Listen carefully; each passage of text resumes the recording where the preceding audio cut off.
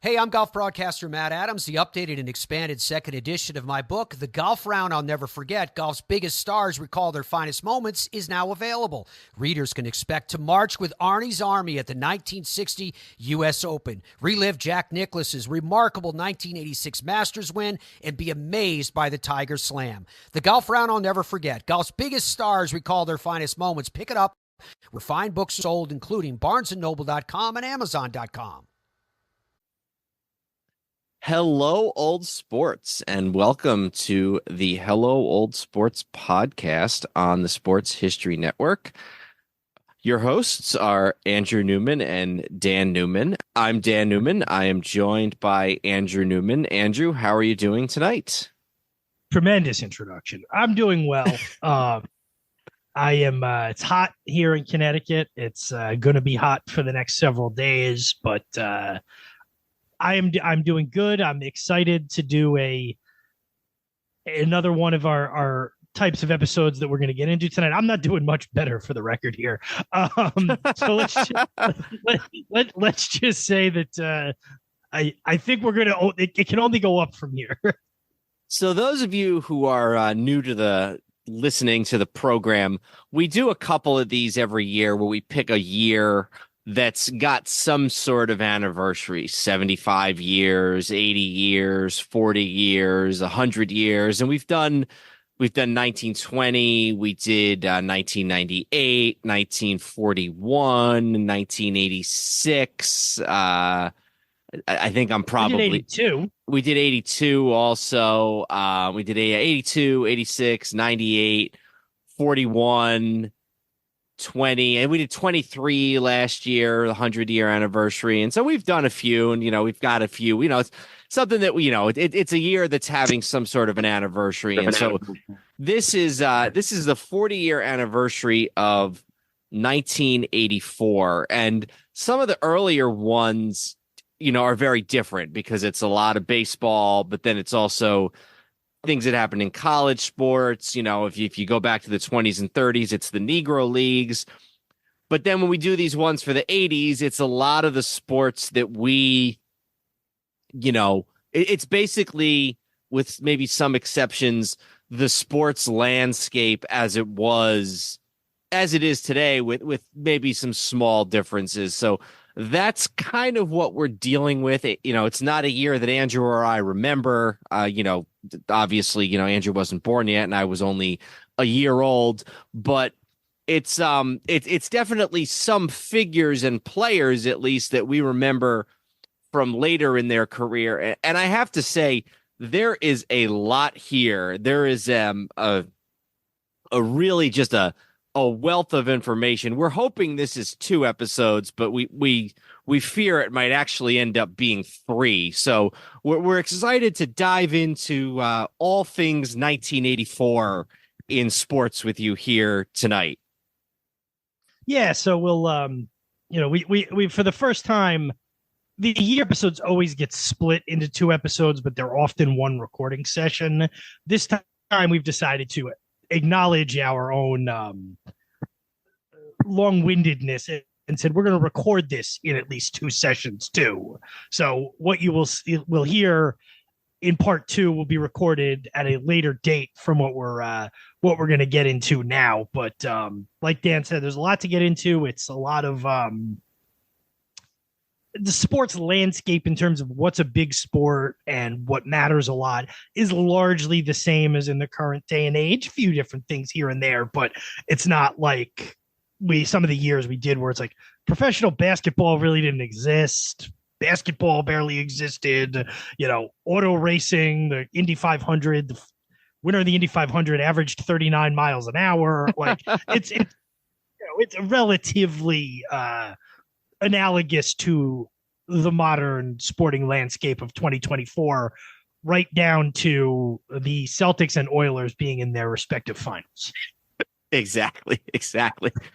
And the Celtics winning, and as by the time this is done, we'll know whether the Oilers won or not. They were down 3-0, and now they're down 3-2, so you never know what's going to happen. But that would be funny if 40 years later both teams won their respective titles, and we're halfway there with the Celtics having won just a couple nights ago. So Yeah. Before we start, I just want to mention I'm going to use a lot of books as I usually do in these year episodes, but there's one that I specifically want to mention. It's by John Wertheim, who was a longtime writer, really a tennis reporter, but he's also done a lot of other things. Wrote for Sports Illustrated for years, and it's called Glory Days, the summer of 1984 and the 90 days that changed sports and culture forever.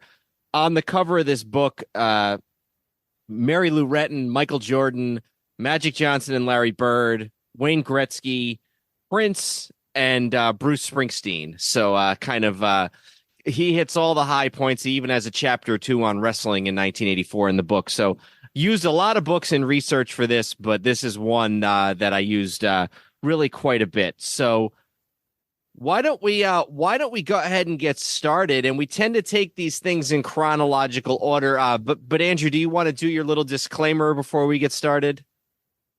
Yes, so I will. And this will be superfluous to the kind of people who listen to a show like this, but not to anyone else. So 84 means the sports seasons that end in 1984. So the 1983-84 NBA season, the 1983-84 college basketball season, etc., except for football.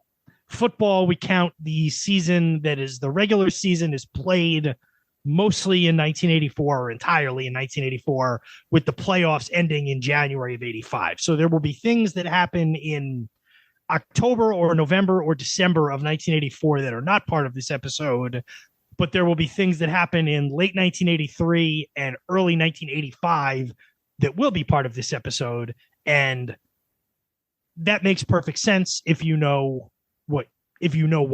So, and I think the best way to look at it is if you when you talk about a team. So for instance, when you talk about the 84 Celtics, it's this team, even though they started in 83. On the other hand, if you talk about the 84 49ers, it is this team that we're going to talk about, even though they didn't win the championship until 1985. So that's really the best way to look at it, I would say. Mm-hmm. I agree.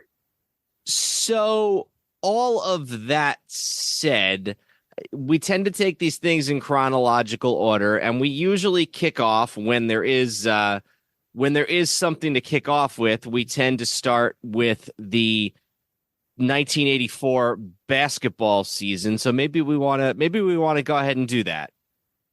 Yeah, you should have said tip off instead of kickoff. That's a good point.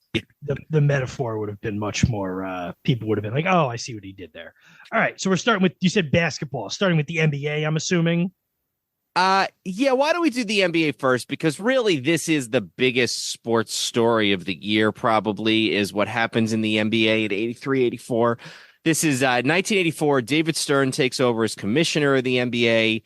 This is the first Lakers-Celtics NBA Finals in 15 years, and it is the first time Magic and Bird go head-to-head in an NBA Finals, and it goes 7 games, and it is the sort of, if you have to point to one moment or one season as the beginning of the modern NBA, it's 1984. And there are a lot of different things that happen in 84, just sort of as an overall thing, and things that are firsts and things. And we're obviously going to talk a lot about the Lakers, the Celtics, Bird, Magic, all that. But just a couple of things that happened in that year.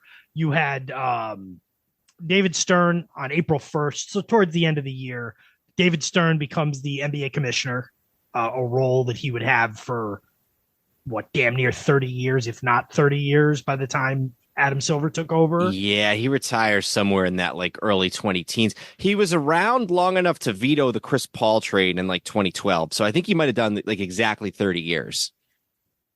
This was the first year that the NBA playoffs were expanded to 8 teams, the format that really still exists today. Yeah, they have the play-in tournament, but prior to this, it was a 6-team in each conference. That was the year before when Moses Malone said faux.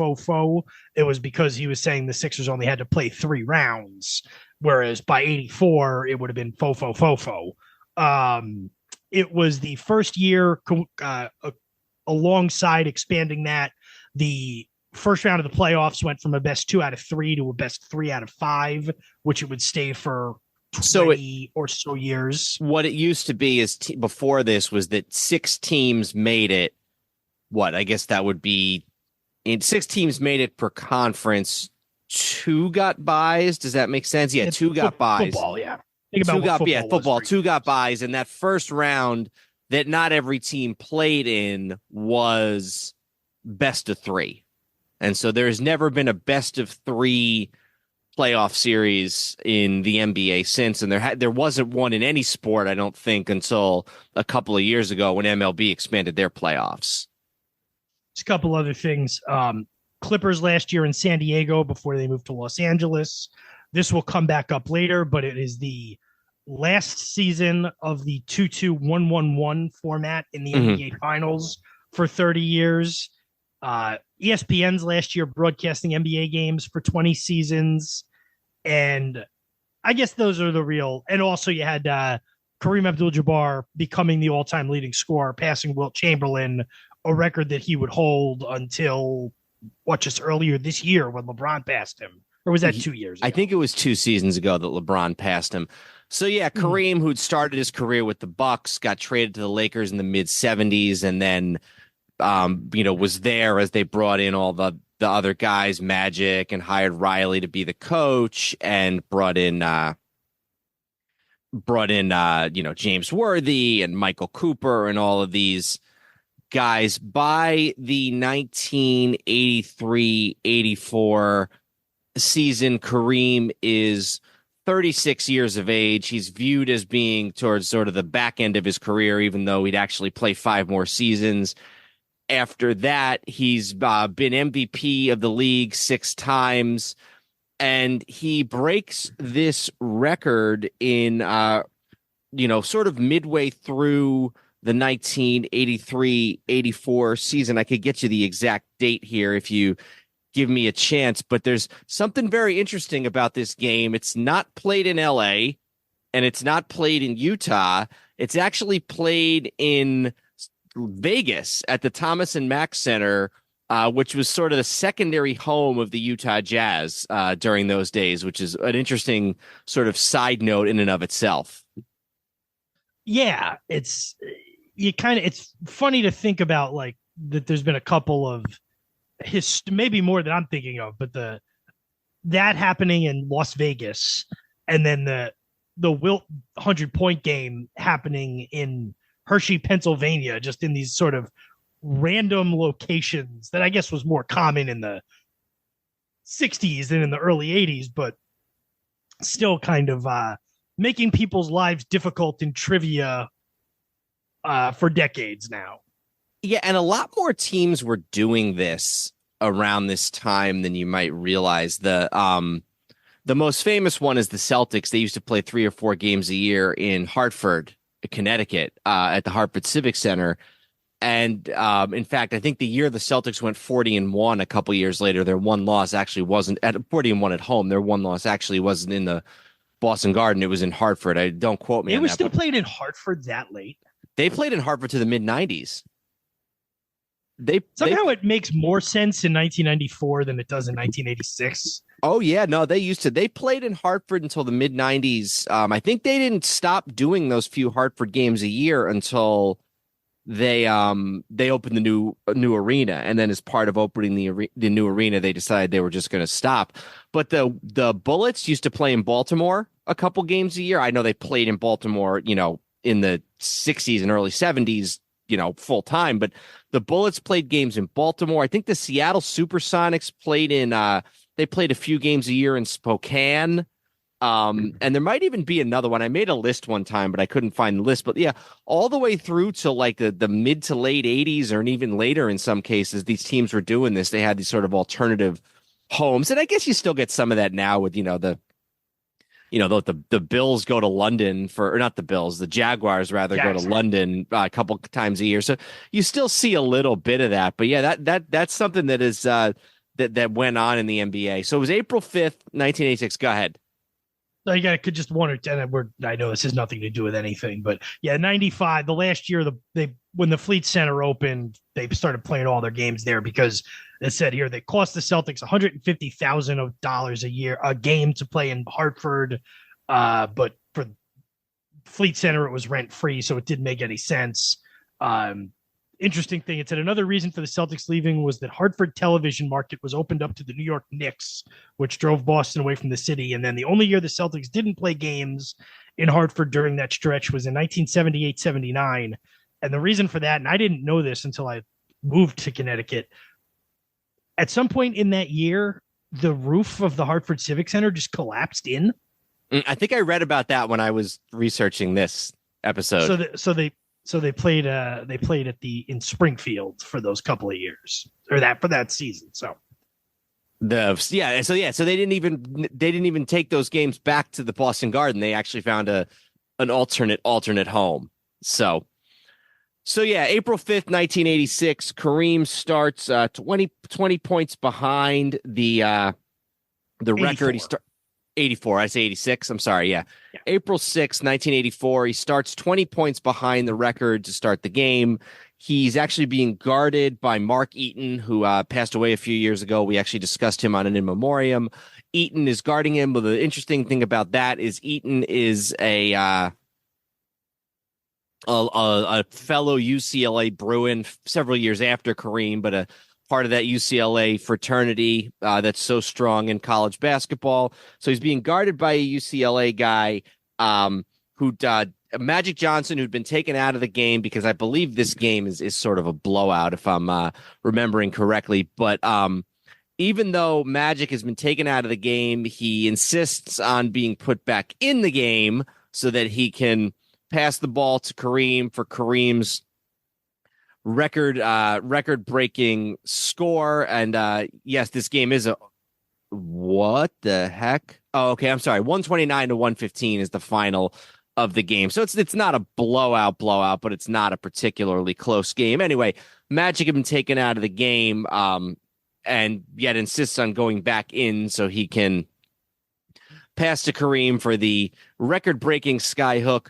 Kareem breaks the record, plays another 5 years, goes on to, obviously outpace the record several more times, before, such that it takes LeBron quite a while. It takes LeBron basically 2 decades to get to the point where he's able to break it. And so really kind of the NBA is not really a record league, but it's maybe the most well-known NBA individual record is this scoring record, and Kareem breaks it and holds it for over 30 years before somebody else gets to it.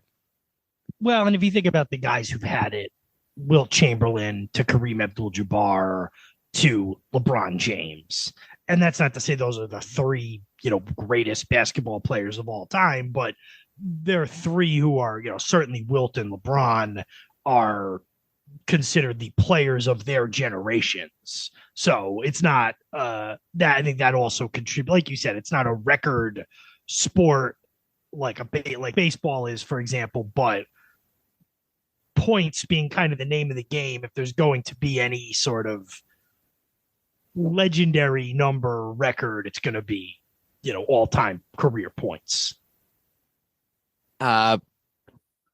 We should probably talk a little bit more about just some of the other things that happened for the first time or that happened that were noteworthy. This is the year of the first slam dunk championship at the NBA All-Star Weekend. It's won by Larry Nance, who competes alongside Julius Erving, among others. Coach of the year is Frank Layden with the Utah Jazz. Kevin McHale is the 6th man of the year.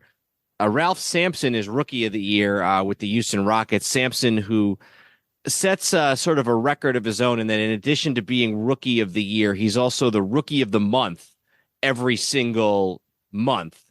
Now, that's not good enough to do much for his team because they still end up with the worst record in the league and end up with the first overall pick in the 84 draft where they draft Hakeem. But the first of the 2 Twin Towers that would lead the Celtics for a couple years in the mid-'80s, Ralph Sampson out of the University of Virginia wins Rookie of the Month every year, and then goes on to win Rookie of the Year for the 83-84 season. And the MVP, Larry Bird of the Boston Celtics. Was this his first one? This was Bird's first MVP. Bird wins this one and then the next three. And we've talked about this a little bit in other contexts, but the sort of Magic versus Bird, sort of not the on the court rivalry, but the sort of question about who the better player is, it really kind of flips. Bird gets off to a much better start. Bird has got three MVPs before Magic wins a single one. So if you were to cut them both off at about 86, Bird clearly had the better career. It's what happens afterwards when Bird gets hurt and stops winning championships and stops winning MVPs. Magic really goes on doing both, basically right up until the point that he, is diagnosed with HIV. So Larry Bird by 84 is clearly the best player in the NBA. He's better than Magic. He's better than Dr. J. He's better than Kareem, who's old. He's better than all of these guys. That mid-80s period, really starting with this season, is the dominant period for Larry Bird in the NBA. So that's sort of did you have anything more on the regular season? I know we're going to mostly talk Lakers and Celtics, but I want to, we should really kind of touch on maybe two other teams. The defending champions this year were those faux Philadelphia 76ers that you mentioned. They're not bad. They're 52-30. They still have the core of the team with Cheeks, Dr. J, and Moses Malone, but they actually get beaten in the first round of the NBA playoffs by the New Jersey Nets, of all people. Now, I want to say first playoff round win for the Nets in the NBA. Yeah, because they had come over from the ABA a few years previously, in the merger about 7-8 years, and they'd never made the playoffs before. First win. Okay. And I want to say that somebody is hurt for the Sixers in this series. No, I guess not. All the guys play. Cheeks, Tony, Moses, Dr. J. They all play. So yeah, I guess they just and it's a close game. Game 5 is a 101-98 score, and they went into the third quarter tied. I don't know if I could get a play-by-play here right off the bat, but go ahead. That's also the series that the road team won all 5 games. Okay.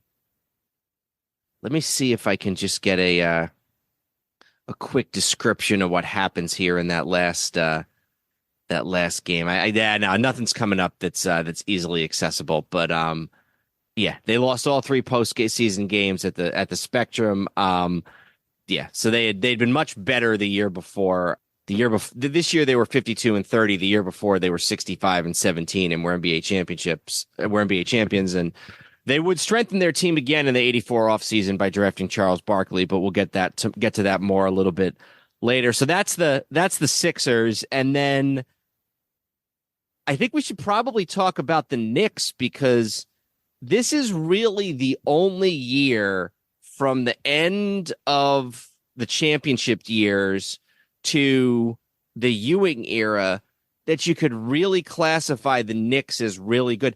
I think this might be the only year between 73 and 89 where the Knicks win a playoff series. Well, because unless it happened right after the championship years ended, it wouldn't have happened in the late 70s. It wouldn't have happened in the early 80s.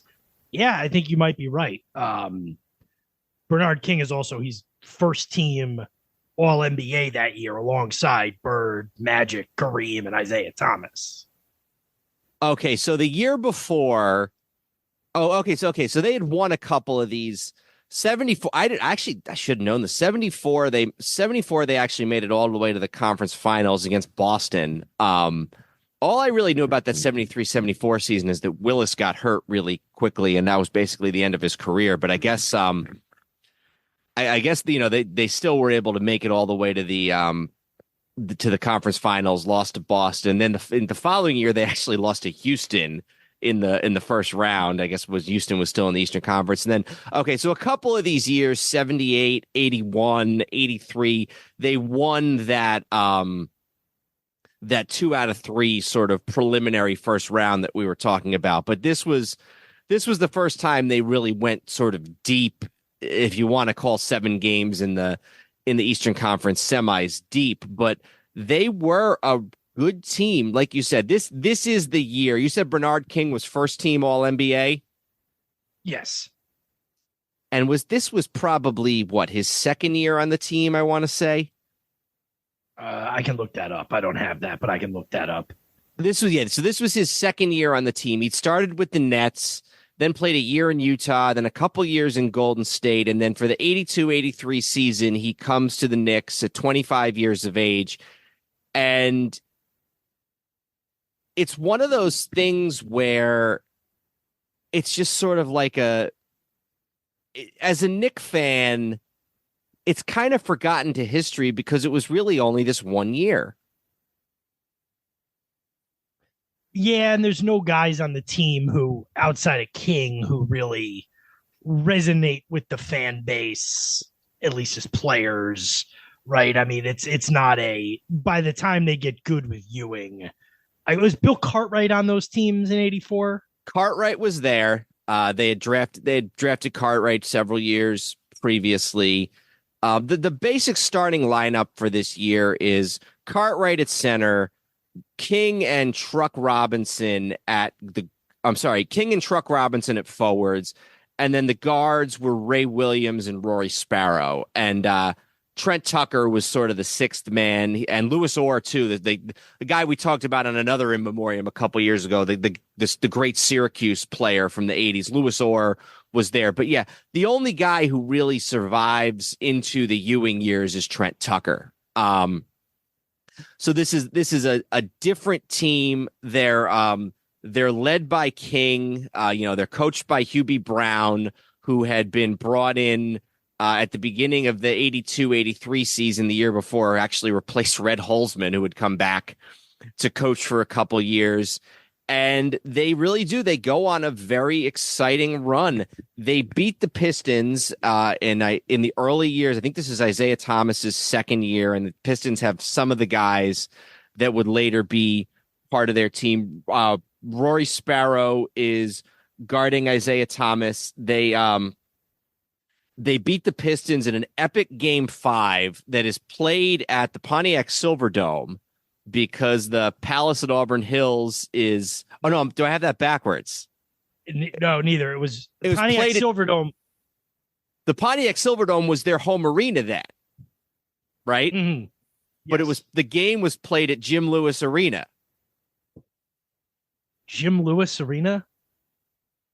Is that a reference to something? That was a Bobby Heenan reference. Bobby Heenan called it Jim Lewis Arena. Oh. Yeah, I was going to make a thing about... I was going to make a comment about the Pontiac Silverdome, and you beat me with a Bobby Heenan reference. So yeah, they played their home court until the Palace at Auburn Hills opened was the Pontiac Silverdome, but then because it was booked for something, they actually played this Game 5 where the Red Wings play in downtown Detroit at Joe Louis Arena. Yes. So this is it was, I believe, 120 degrees that day. Yeah, that's one thing you always hear about is just how hot it was, right? Yeah, temperatures reaching as Pontiac Silverdome was unavailable with temperatures reaching as high as 120 degrees. What I don't understand about that, though, is obviously that building had air conditioning because it was a hockey rink. Yeah, it's a good point. Why did they not turn the air conditioning on? Well, but to be fair, though, I mean, did all hockey rinks have air conditioning? Boston Garden didn't have air conditioning. Wasn't that just that they didn't turn it on because they didn't have it. And think about it, there's been indoor hockey. I guess there was hockey rinks before air conditioning existed. Yeah, Boston, Detroit, all these places. It's not like they had central air conditioning in the 20s and 30s, so it probably didn't have air conditioning. I was never on hand in the Boston Garden, so So it's gonna take 3 hours. We've already done our specialties on this. We made a bunch of wrestling references. We're going through individual games of second round playoff series in the NBA. This is gonna take just as long as it always does. And we're digressing to talk about the Hartford Civic Center roof 8 years previously. Yeah.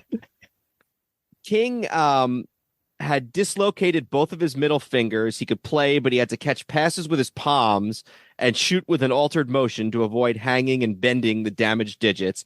Scored 36 points in a Game 1 victory and then strains his left knee. Adds 46 in a Game 2 loss, including an NBA record 23 consecutive points for his team. Knicks win Game 3. King scores 46. Detroit wins Game 4. Even though Bernard King scores 41, King was hampered by the flu. He has a 102-degree temperature. Like I said, a scheduling issue moves the game to the Joe Louis Arena. It's hot. Thomas later recalled that it felt like a summer league game where everybody is crammed into the gym. King was too ill for the game day shoot-around. He needs an IV midway through the game. Rory Sparrow is guarding Isaiah and doing a really good job. With 1:57 left, Knicks are up 8. And then Thomas ends up getting fouled 3 times in 30 seconds in the last waning minutes of the game. He hits 2 jumpers, 4 foul shots, and a layup. So that's 10 points. No, I'm sorry, a layup with a free throw tacked on. So that's 11 points in basically a minute. With 23 seconds left, the Knicks are up by 3, but Isaiah hits a 3 to tie the game. And then on the last play of the game, Darrell Walker strips the ball from Isaiah. Game goes to overtime. Knicks go on a 7-0 run, end up winning the game 127-123. Bernard King scores 44, gives him a 42.6 average, and his 213 points broke a record by Elgin Baylor for a 5-game series, which had stood since 1961. And this is still years ago when the Knicks came out with their DVD box set of all the history of the Knicks. You know, they had a game from the 70s. They had the Willis Reed game. They had a bunch of games from the Ewing era, the LJ game, you know, the John Starks dunk game against the Bulls. This game and another game we're going to talk about in a minute are on that DVD box set. It is one of the greatest wins in Knicks history. So in the first round, for this being the first year of the, first round of 8 playoff series, 6 of the 8 series, everything that doesn't involve the number 1 seeds, goes 5 games. Wow. You have the Knicks over Detroit in 5 in the 4-5. The Nets over the Sixers, which we just talked about, in the 6-3. The Nets with the upset. Milwaukee over Atlanta 3-2 in the 2-7, and then Boston beat Washington 3-1. So even that wasn't a sweep. Then in the West, you had the Lakers sweeping the Kansas City Kings 3-0. Dallas won the 4-5 3-2. Phoenix upset Portland in the 3-6 3-2, and Utah in the 2-7 beat Denver 3-2. So all of those series went to the maximum number of games, except the ones involving the Lakers and the Celtics. So just real quick on the Knicks, the Knicks go to play Boston in the second round. It ends up being an entirely home series. The home team wins every single game. So the Knicks never lead the series, but they come back from 2-0. They come back from 3-2. They win another one of these epic games against the Celtics. Game 6 of the 1984 Eastern Conference semifinals. They win by a score of 106-104. Bernard King in this game scores 44 points, so another 40-point game. But then they go back to Boston and really get blown out in the Boston Garden. They're down 15 at halftime. They end up they end up losing the game by 17 points. It's never really all that close. And the Celtics, as we'll talk about in a minute, are on their way to the NBA Finals. And then the following year, they're bad. Then Bernard King gets hurt. Then they win the draft lottery. Ewing is drafted. Ewing and Bernard King never actually play together. That 85-86 season, Bernard King comes back for like the last 6 games of the season, but by that point, Ewing's already hurt and out for the rest of the season, and then they end up letting him leave. I believe it's as a free agent after the 86-87 season. So it soon gets eclipsed by Ewing and the ping pong balls and then, all of the things that come after. But for that 1 year, the Bernard King Knicks were a damn good team, a team good enough to put a scare into the league MVP and the eventual world champions. Yeah, and it's just weird to imagine if they win that game and like the mid 80s Lakers against and I know there would have been an Eastern Conference Finals, but the mid 80s Lakers in the NBA Finals against the Knicks in 1984. So that would have been a very weird, just sort of visual to place. Yeah, and it would have been things might have potentially been very different in Knick history if that had been the case. I know we want to spend some time here on the finals. Is there anything else from the playoffs that you wanted to note? No, not much to speak of. In the other Eastern Conference series, Milwaukee beats the Nets in 6, and then Boston beats Milwaukee in 5 in the Eastern Conference Finals. In the West, you got the Lakers over Dallas in 5 games in the one series, and then Phoenix over Utah in the second round. So Phoenix is a 6 seed, makes the Western Conference Finals, and then the Lakers beat Phoenix 4-2. So, a couple of those were 6-game series. I'm sure that 84 Suns team might be an interesting team if we ended up with them in the random team challenge, because I don't know much about them, but here they are in the Western Conference Finals and 2 wins away from getting to the finals. But, how much are we going to, how much time are we going to spend on that? Yeah, that's Larry Nance, his team, the slam dunk champion that we mentioned earlier. Also, Walter Davis, the Greyhound, he was called, who was known for his speed. Maurice Lucas is on that team. We've talked a little bit about Maurice Lucas in the context of his years with the Lakers, and people also know about him from his years as sort of the Bill Walton's enforcer on the Blazers in the late 70s. So, yeah, I have to be honest, I don't know a ton about this team either, but yeah, they were good enough to take the Lakers to 6. So, absolutely. Celtics played Milwaukee in the Eastern Conference Finals. This is a Don Nelson coached Milwaukee Bucks team. They are the 2 seed. They had been 50-32, winners of the Central Division. Hall of Famer Bob Lanier, who passed away a year or 2 ago. Sidney Moncrief, who I don't believe Moncrief is in the Hall of Fame, is he? Oh, no, he is in the Hall of Fame. Perhaps best known for being a great defensive player, Moncrief, two-time defensive. I think he was the defensive player of the year this season. He was twice. Was this one of those years? I believe so, yes. Yeah, so this was a good Bucks team, but they really don't give the Lakers too much of a Celtics. They really don't give the Celtics too much of a run for their money. And 5 years after they had faced off in the NCAA championship game in one of the greatest games in college basketball history, you get the Lakers and the Celtics in the NBA Finals, Magic versus Bird, for the very first time. Yeah, and this is the first time these 2 franchises had played in the finals since 1969.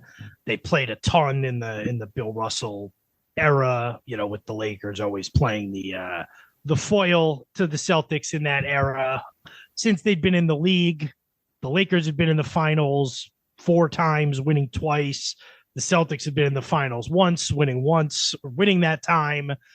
So, each of these teams had been in the finals. Every one of these teams had been in the finals every year since Magic and Bird came into the league, but they had not met. And what we were faced with now, although obviously people didn't realize it at the time, was that they were about to play each other 3 times in 4 seasons.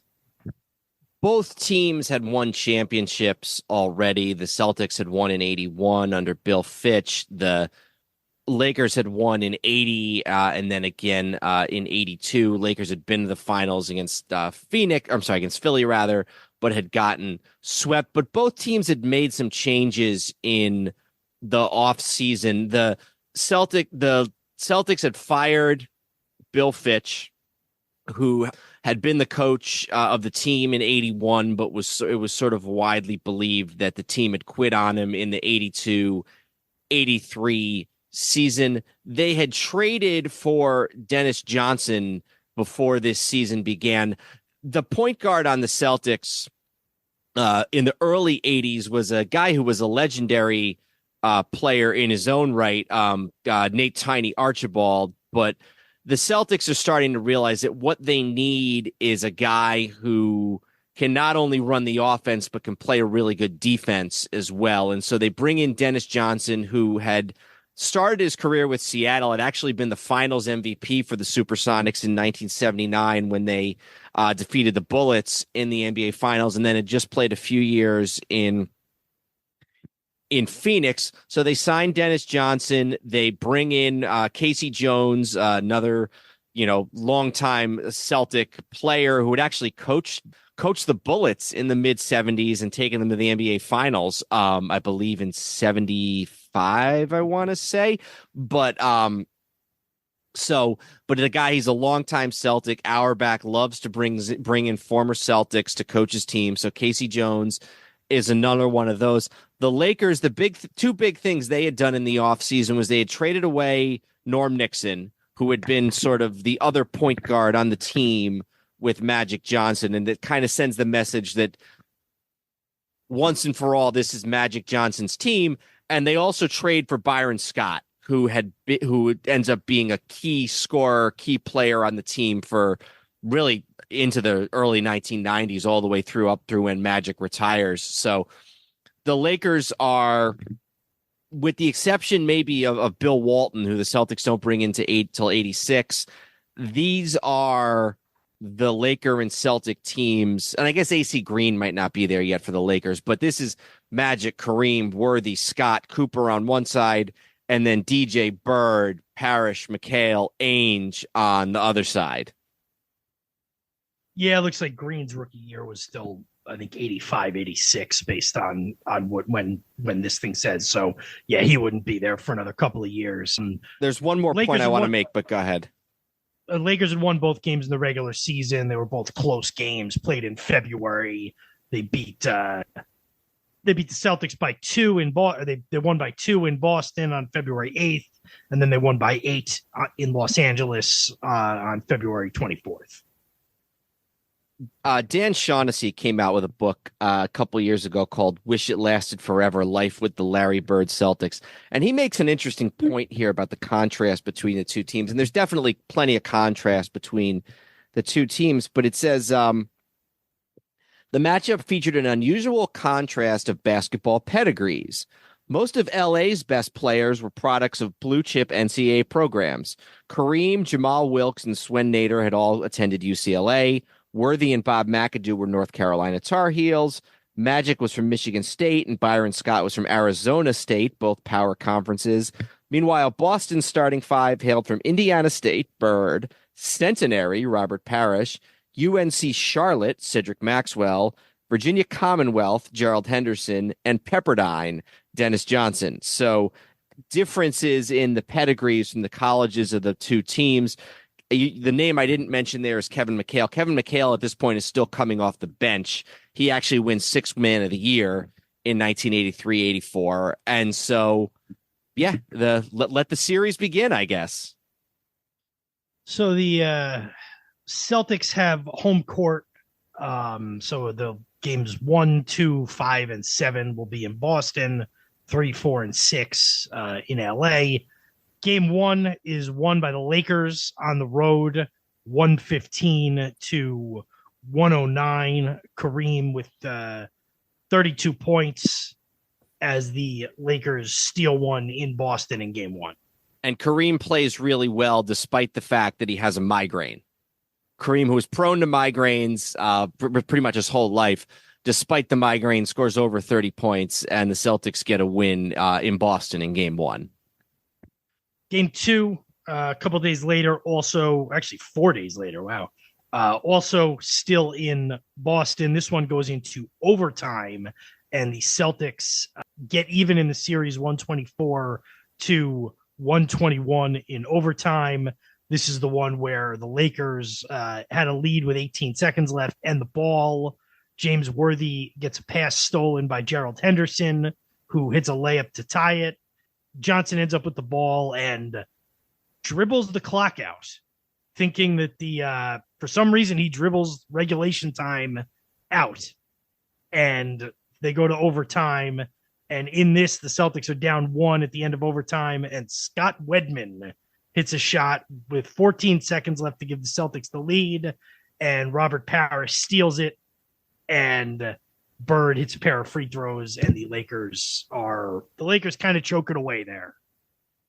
Yeah, Magic Johnson, who had done something similar in a playoff game, maybe in 81, he did something where he just kind of dribbled and took a bad shot or something like that. Then again, Magic maybe not yet considered the great player that he would become later. He had the issues with Paul Westhead. He had the issues with Norm Nixon and sort of the point guard competition. And the other big moment is the steal by Gerald Henderson. And you don't really necessarily hear a lot about that Henderson steal sort of in Celtics history, because there's the two other famous steals, the one by Havlicek in the 60s against Wilt and the Sixers, and then the one by Every Bird. trade they've made with the Nets in the last 10 years. That trade's over 10 years old at this point, but point taken. And then the great Larry Bird steal. There's the steal by Bird. So with those two, you don't necessarily hear about this Gerald Henderson steal, but if he doesn't make it, they lose the first two games of the 84 finals in Boston. So that's just as important as any other steal in Boston Celtics history. So the series after that shifts to LA for a couple of games, and game three is pretty much a laugher. The Celtics, or the Lakers rather, win 137 to 104. They win going away. They get 24 from Kareem. Magic Johnson with 21 assists in the game. And afterwards, Larry Bird says his team played like sissies in an attempt, according to Wikipedia, to light a fire under his teammates. Yeah, let me see. I feel like it's important to get this exact quote here. So let me just let me see if I can pull that up real quick. So here's the quote, Bird after game three. Until we get our heads where they belong, we're in trouble. We're a team that plays with heart and soul, and today the heart wasn't there. I can't believe a team like this would let LA come out and push us around like they did. We played like sissies. Bird later said he wanted to fight every teammate he had after game three. So not happy. And that sets the stage for game four, which might be one of the most famous moments in the long history of the Celtic Laker rivalry. It is June 6th, 1984 in Inglewood at the Forum. The Lakers with a 5-point lead with less than a minute to play when Johnson passes it directly to Robert Parrish, who remains on the other team despite that pass. And I don't know if you want the blow by blow here, but you talked about the famous steals, and that's not one of them, but that's also a big one in sort of the lore of this series, and that ends up with the game ends up going into overtime when Johnson also misses two free throws, or the free throws are in overtime. So I don't know if you have the blow by blow on this that you want to lay out, but sort of another choke by the Lakers in this series. Well, but before that, this is the game where Kevin McHale clotheslines Kurt Rambis as Rambis is running down the floor on a fast break. And that, and again, let me see if I can get a little bit of a blow by blow here. ML Carr is heckling the Lakers from the bench. ML Carr, who actually would eventually go on to be the coach of the Celtics in the waning years of the Bird, Parrish, McHale years. But during game 4, Lakers are up 76-70. Kurt Rambis is streaking to the basket. Kevin McHale hears ML Carr yelling, hit him. So McHale grabs Rambis, throws him down. Rambis is further from the basket than McHale had thought. And when he delivered the hit, he said he's not able to cushion Rambis's fall the way he planned. And if you see this, he really does just go flying. Like, it looks like, I don't know what it looks like, but McHale just totally takes him out. Rambis goes down. There no actual punches are landed, but the two guys get in a fight. Michael Cooper goes after ML Carr because he's tired of hearing from him. At one point, I think the referee threatens to throw ML Carr out of the game for his heckling, and ML Carr says, "What do I care? I'm not playing anyway." McHale later says it wasn't planned. If it was planned, I would have done it to Magic or Kareem or Worthy. And then from there, the Celtics are galvanized. The Lakers blow a 5-point lead with under a minute to play after a free throws from Bird and a 3-point play from Parrish. You mentioned the steal, the Magic, the turnover. Then when he throws it to Parrish, you mentioned the missed 2 free throws. Celtics win the game in overtime. And they're going back to Boston up or tied 2-2, having shown that they're not sissies, playing hard, it's sort of this blue collar Celtics mentality versus the Lakers' more Showtime attitude. And the Celtics win game 4, and their attitude seems to be winning out at least temporarily, going back to Boston tied 2-2. So at this point, though, if you look at it from the Lakers standpoint, the series is tied at 2. Mm-hmm. The Lakers have blown them out in game 3.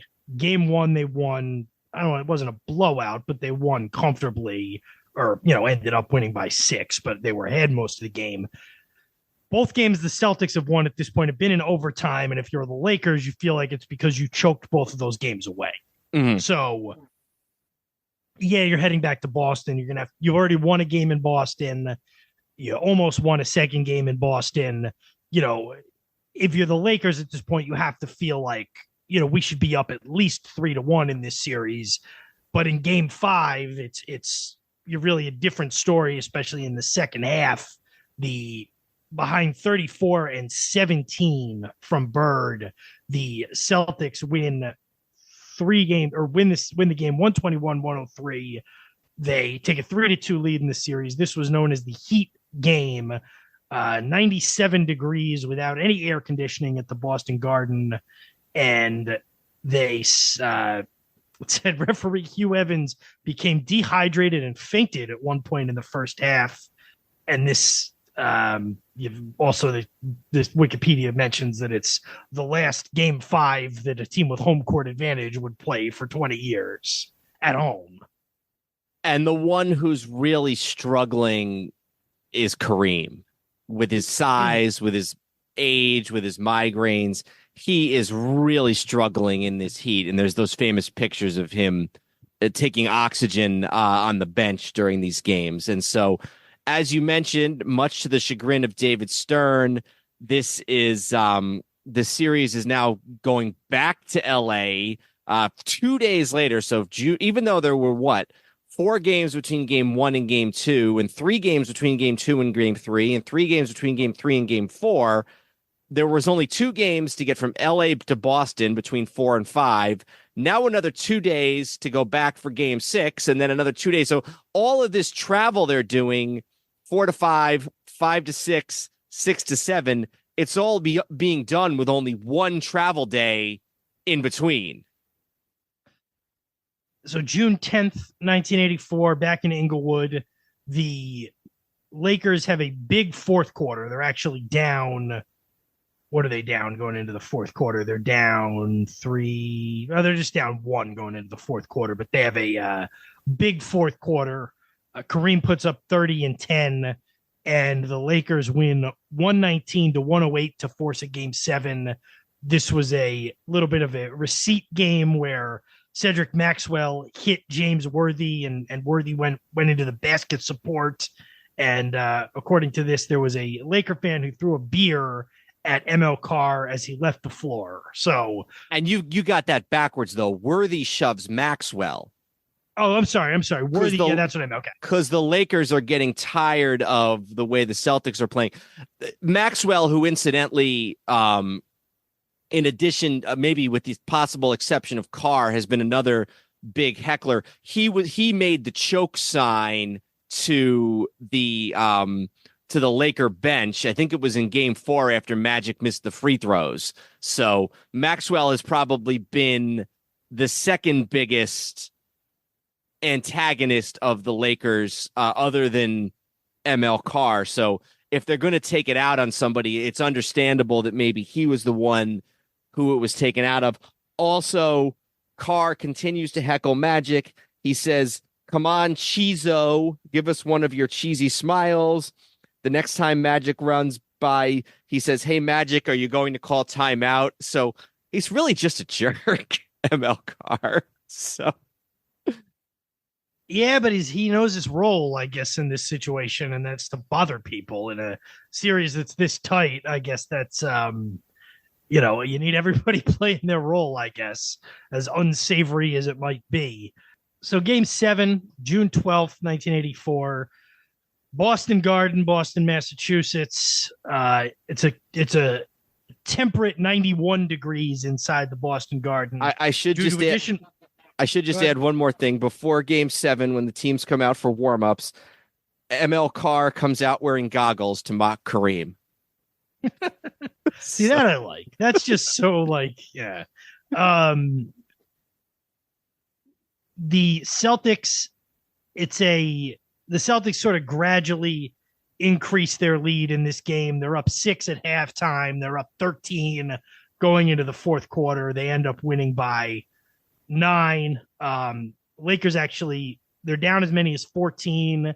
They cut it to a 3-point game with just about a minute left. The Lakers actually have the ball, but Cedric Maxwell knocks it away from Magic Johnson, and the Celtics get a couple of free throws from Dennis Johnson and are able to ice it away for their first series victory over the Lakers in 15 years and their second championship of the Larry Bird era. This is of the 3 series that the 2 teams would play over the next 3 years, 84, 85, 87. This is the only one that the Celtics win. It's also the only one that goes 7 games.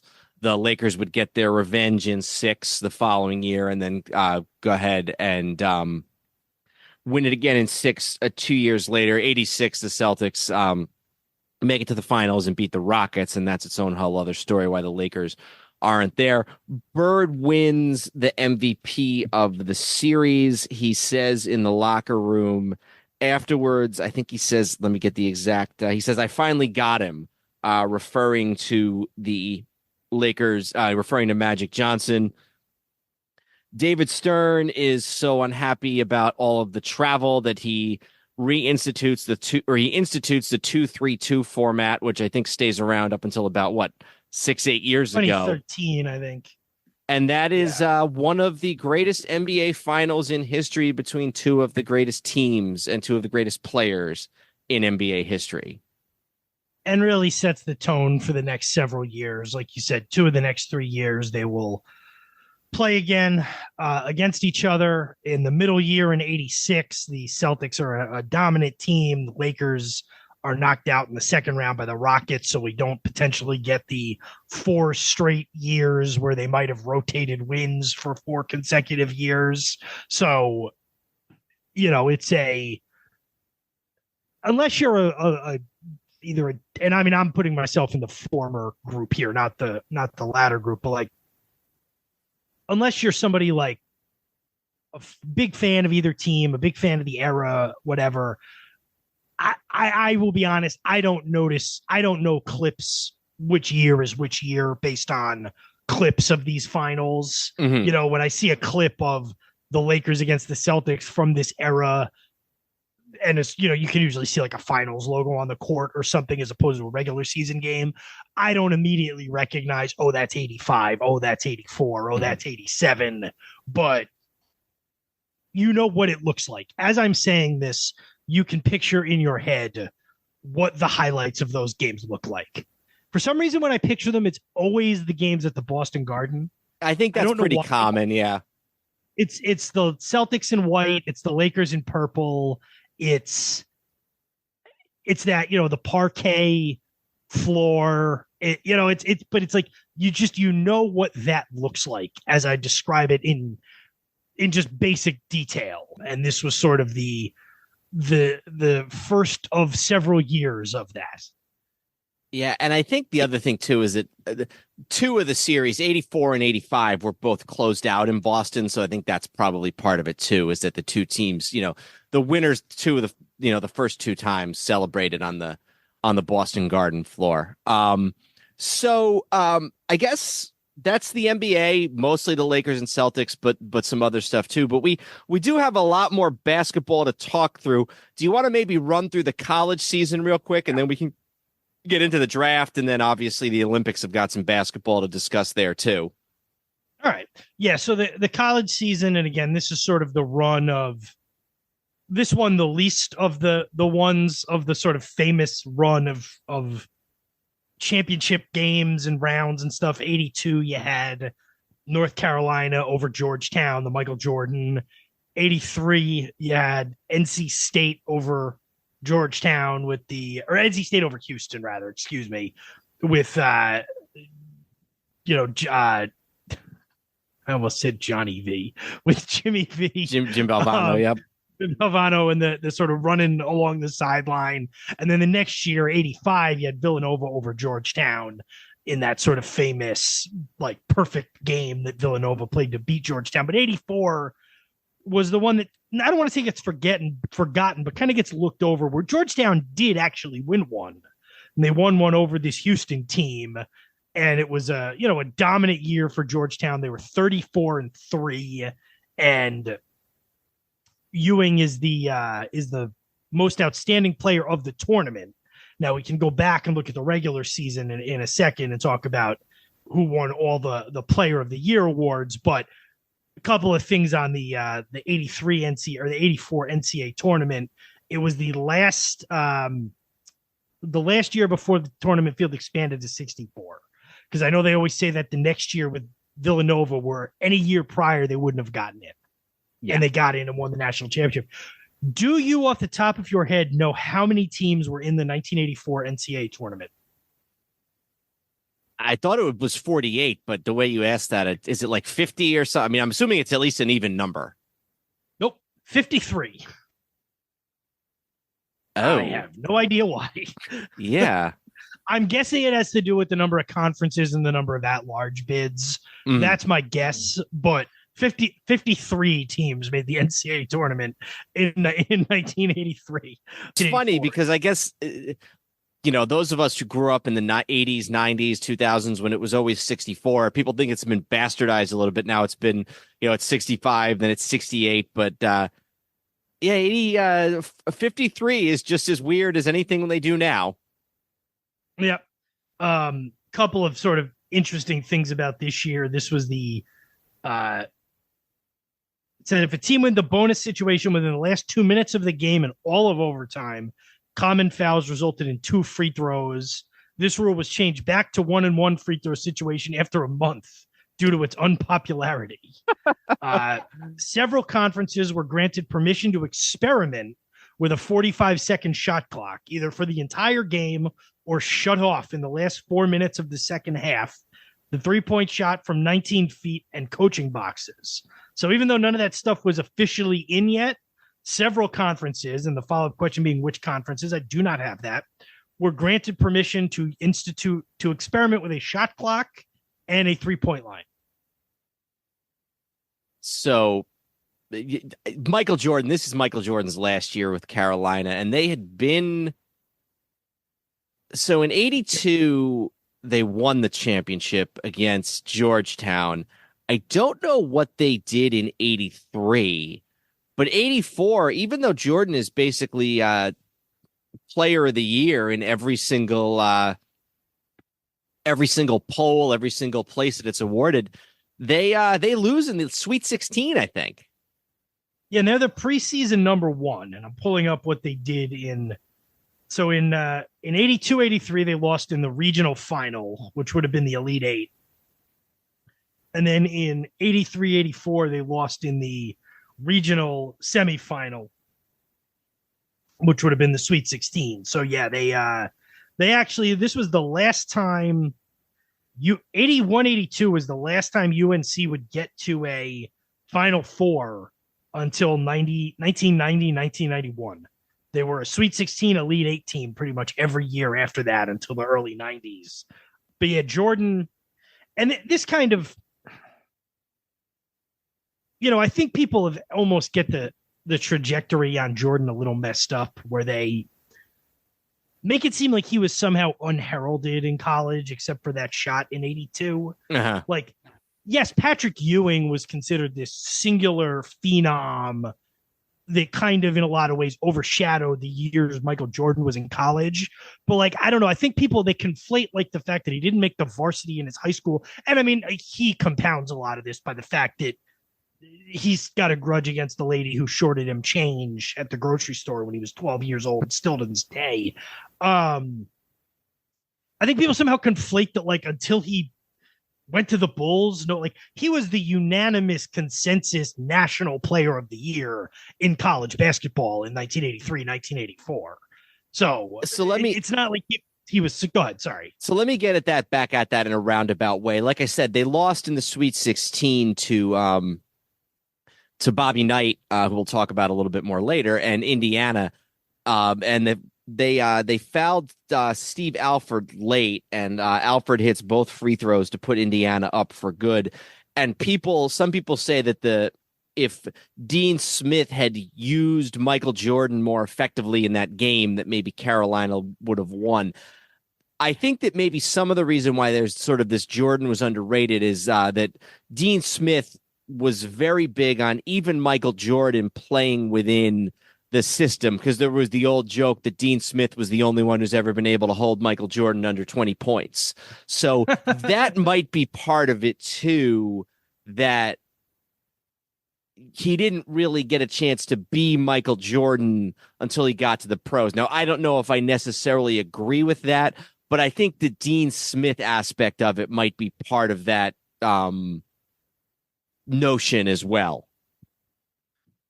Real quick, the consensus first team All-Americans this year were they went with two centers and two forwards, and so Jordan was the guard.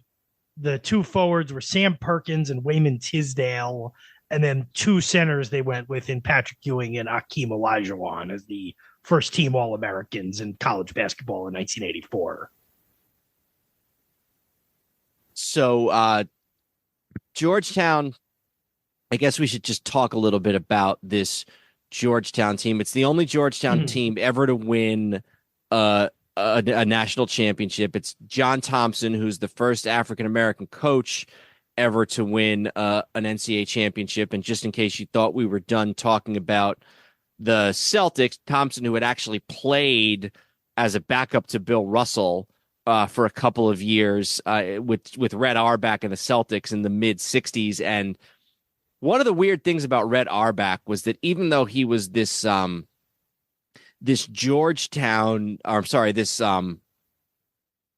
this Celtics, icon and running the Celtics and everything else, he actually still lived a decent chunk of the year in Washington, D.C. And even during the season, he would spend a lot of time in D.C. And so he was able to maintain this sort of mentoring relationship with John Thompson throughout throughout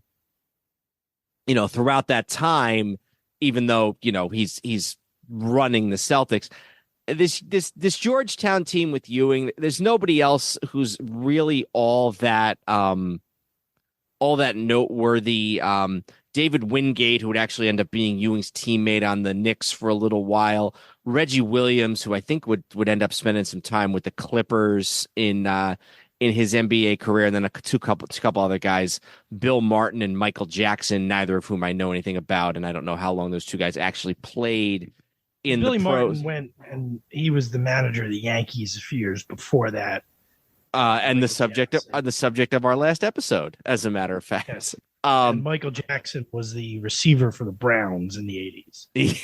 Yeah, you thought I was going to go with the singer, but it's a sports podcast. So, So interesting tournament run for Georgetown. We mentioned that they that there's still no shot clock.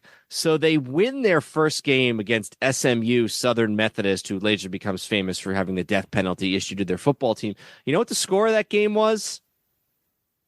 Was it like 40-31 or 37-36 in the first round? But they only won by one. Yeah, that's I don't have the details on that, but that is kind of strange. Maybe I can real quick in my Georgetown book see if I can pull the details on that. I don't know where that book is. I've got way too many books surrounding me here. But yeah, but then they go on, they beat UNLV, they beat Dayton. They go to I guess before we get to the sort of the Final Four, did you have anything else on the tournament before we talk about the Final Four? No, I think we're good. So the Georgetown goes up against Kentucky in the Final Four. They're actually losing early. I think they're losing actually maybe in the let me see if I can get this score here, but I think they might even be losing at halftime. Let me see if I can get the box score for this game here against Kentucky. Yeah, so they are Georgetown is down 7 at halftime, but Kentucky goes 3 for 33 from the field in the second half to give Georgetown a victory 53-40 in that game. Ewing, of course, actually, no, it's a balanced attack. 8 points for Ewing, 12 points for Michael Jackson, 11 points for David Wingate. So a balanced attack for the and in fact, Jackson leads Georgetown in rebounding in this game. He's actually not even the leading rebounder in this game. In the other finals, in the other semifinal, Houston beats UVA in overtime, 49-47. This is the remnants of the Phi Slamma Jamma Houston team that had lost in the championship game the year before to the to NC State. It's funny, both of these teams had lost key guys to the draft the year before. This was Ralph Sampson had been drafted by ironically by Houston in '83, and then Clyde Drexler, the other half of the Phi Slamma Jamma University of Houston team, had left. So we're down to just Olajuwon, which it's interesting to think that was almost Sampson versus Olajuwon before they teamed up in the Final Four, but Sampson's gone by this point. Houston wins in overtime 49-47, and then we get a championship game April 2nd, 1984 between Georgetown and Houston. It's Ewing versus Olajuwon. Ewing gets the best of Olajuwon, even though Olajuwon outscores him. Ewing's Georgetown team wins.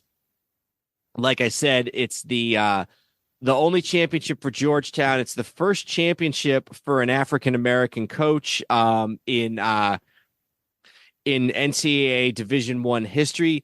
But John Thompson actually, first of all, when they ask him about it afterwards, he says he doesn't want to talk about how he is the first black coach to win a championship because he thinks that implies that there weren't other black coaches previously who were good enough to win championships. So that's an important point that he makes.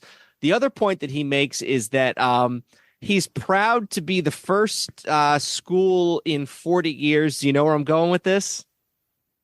The first school in 40 years, something about geography east of first East Coast team in 40 years to win a championship. 30 years. No, 40 since 1954. So 84 minus 54. You're right, 30 years. 30 years. I'm sorry. And I don't think anybody knows who won in 54 from the East Coast. Oh, I know who won in 1954, and that would have been the LaSalle University Explorers, led by one Tom Gola, the all-time leading rebounder in NCAA history still to this day. So what happened was in 54, LaSalle won. The next year they get back in 55 and lose to Bill Russell's San Francisco team. And then after that, it was, a lot of Kansas and Kentucky and then UCLA. Yeah. Time. Yeah. So, the thing I wanted, did you have anything else before? Because the thing I wanted to say, I think because of 82, because of Jordan, and the next year because of Villanova, and then Patrick Ewing's sort of quote unquote reputation in the NBA, which is not fair, but that's not the subject of this. People kind of gloss over, even though they talk about this Georgetown team as like a cultural force, they gloss over that this team did win a championship and they were dominant, and Ewing outplayed Akeem. And yeah, you can maybe argue they definitely should have won in 85. Maybe they could have won in 82, but you never see footage of this game of the 4 years, 82, 83, 84, 85. You don't really see footage of this game compared to the other three. You don't hear about it in the context of what we're talking about now. John Thompson's the first African-American coach to win a championship. I don't know. I feel like this almost gets discounted. Maybe not in DC, but sort of the national narrative is that this Georgetown team didn't win. And I think also for all the reasons you talked about, it gets lost just what a dominant college basketball player Patrick Ewing was at both ends of the floor. His game in the NBA became a different game, especially later in his career. A lot of, 8-foot jumpers and that type of thing. This was a guy who dominated around the rim on both offense and defense. There's a reason why it was such a big deal when the Knicks won that lottery, and whoever was sort of the host on CBS said, "We'll now begin the Patrick Ewing era in the NBA." There's a reason why everybody thought that, and obviously for Knicks fans, it remains a disappointment that didn't end up coming true. But there's a reason why, and that was because he was such a dominant college basketball player. And I know we have to move on. The last thing I want to say about that, Patrick Ewing was an all-time great NBA player. People make it seem like if the argument is he didn't become Wilt Chamberlain or Bill Russell or Kareem Abdul-Jabbar, okay, then his career was a disappointment by that standard. Patrick Ewing had a phenomenal NBA career. And the knocks on him about not winning a championship, if you want to give it again, it's not the subject of this, but I don't know. Sometimes I feel like he gets kind of the screw on a lot of that in terms of the way his NBA career is looked at. Yeah. And just to sort of bring our conversation full circle, and I don't know whether this is something I blame the Knicks for or whether this is just circumstances, but I really think if they'd been able to pair him with Bernard King for a few more years, because King had a nice little, he was never the same after his injury, but he came back. He played some good years with the Bullets. He made the All-Star team once or twice. There's one clip from an All-Star game, I think it's 91, where Patrick Ewing throws like a no-look pass, or maybe it's King throws like a no-look pass to Ewing for a dunk in an All-Star game, and it's just like, what could have been, Knick fans. So yeah, I agree. So I guess maybe we want to talk about the draft real quickly. This has been done to death. Olajuwon drafted number 1 by the Rockets. Sam Bowie drafted number 2 by Portland. And then Jordan goes number 3 to the Bulls. I don't know. There's some things we can say. This is obviously something that everybody who knows basketball knows about the Sam Bowie, Michael Jordan thing. But what do you got to say? Let me just give you a couple moments. I didn't realize Sam Bowie missed 2 full years in college. Yeah. I didn't know that. He played in 79. Go ahead. I think a lot of the reason, I think that actually helped him with the draft because it was like he was being drafted based on potential to a certain degree. He won in 79, or he played in 79, 80, 80, 81. Then he didn't play either of the next 2 years. And then he had 1 year of eligibility left and played in 83, 84 and, had a really, really good year. Got to the Kentucky game you were mentioning, got to the Final Four where they were beaten by Ewing and Georgetown. Also interesting, he would have been on the 1980 Olympic team, the team that would have been captained by LaSalle player Michael Brooks, just for the record. That was, and this will come back up in a little while, that was boycotted by the United States, boycotted those Olympics. So just a couple of things I'll say on this, and then there's at least one other aspect of the draft we should talk about. And I don't think I've ever said it on this air, but yes, the Blazers were wrong. And in hindsight, the Blazers, you look like the clowns they could have had Michael Jordan. They drafted a guy who already had injury issues and had injury issues in the pros. He played for 4 or 5 years and was actually, Sam Bowie turned in a longer NBA career than you think. He was on the Nets for a while. Yeah, it says he was with the Blazers from 84 to 89, Nets 89 to 93, and then Lakers he played through the 94-95 season. Now, he probably didn't play in too many games, but he did. It's not like he was out of the league in 2 years. Obviously, they deserve blame. They made a mistake. The thing that has always annoyed me about this is that people they somehow give the Rockets a pass. And it's, well, they drafted Akeem Olajuwon. And it's like, yeah, Akeem Olajuwon is an all-time great player. They drafting Akeem Olajuwon made a lot of sense. They still should have drafted Michael Jordan. And somehow they don't get heat for it. Yeah, I guess I just feel like nobody really was expecting them to draft anybody but Akeem. And, the league at this point is 40 or so years old, 35 years old, and going all the way back to George Mikan through Russell and Wilt and Willis Reed and Cowens and now Kareem, Parrish even.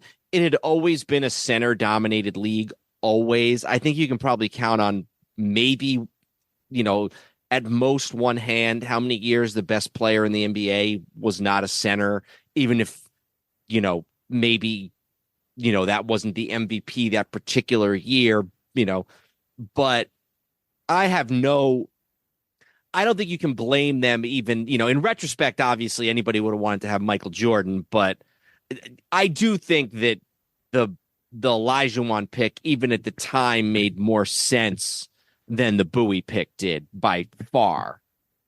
Yeah, no question. But I mean, then the Blazers were trying to do the same thing. They were trying to draft a big guy. Yeah, that's fair. So all I'm saying is if you were redrafting this now, Michael Jordan goes 1. Akeem probably goes 2, right? Yeah. Now, I guess we're probably putting aside needs of teams and stuff, but yeah, I agree. Well, when you're talking about these guys, needs don't matter. You're drafting, and then Barkley and Stockton in some order. Yeah, Barkley first. Well, yeah, Barkley first. Barkley. Okay. So anyway, here's the thing about John Stockton. We don't know what John Stockton. I mean, he would have been a Hall of Famer probably, but if John Stockton didn't have Karl Malone, if John Stockton was on some team that didn't have a big time scorer, his skill set all of a sudden becomes a lot less impressive. Now, he should have been drafted higher than 16th, but I take your point. The only other thing I would say is that, and we'll talk more about Bobby Knight in a little bit, but Bobby Knight is really good friends with the Blazers GM, and he says to him, you have to pick Jordan. He's unbelievable. And the GM says, well, we already have a shooting guard and a small forward. They had Drexler at shooting guard, and Bobby Knight says, draft him and play him at center if you have to. Just draft him. Yeah. They don't listen. So anyway, like you said, it's been done to death. We don't need to go crazy about it. Jordan goes 3 to the Bulls. The rest is basketball history. The Blazers, a lot of the Blazers history is the story of guys they either missed out on drafting or that they drafted. And, in a lot of ways you can tell the story of the Portland Trail Blazers in Bill Walton, Sam Bowie, and Greg Oden in a lot of ways. Now that diminishes guys like Clyde Drexler and Damian Lillard, but they were just really, really great players who, did a lot, but never won championships. But it's always been weird to me that the team that drafted 3rd overall, or the team that drafted 2nd and passed on Michael Jordan, gets all the heat. And the team that drafted 1st and passed on Michael Jordan doesn't get the heat. Because, they drafted a great, great player. But if we were redoing the draft right now, they still would have taken Michael Jordan. 2 more things from this draft I want to mention. One I think you probably want to mention too, and then the one that I don't think you'll have to mention. It's just something I want to mention real quick. So, what you said, there was one other thing we should mention. What was your one other thing? I have never fully understood this until I did the studying for this, that Barkley didn't. So Charles Barkley does not want to go to the 76ers. The 76ers, who own the 5th overall pick.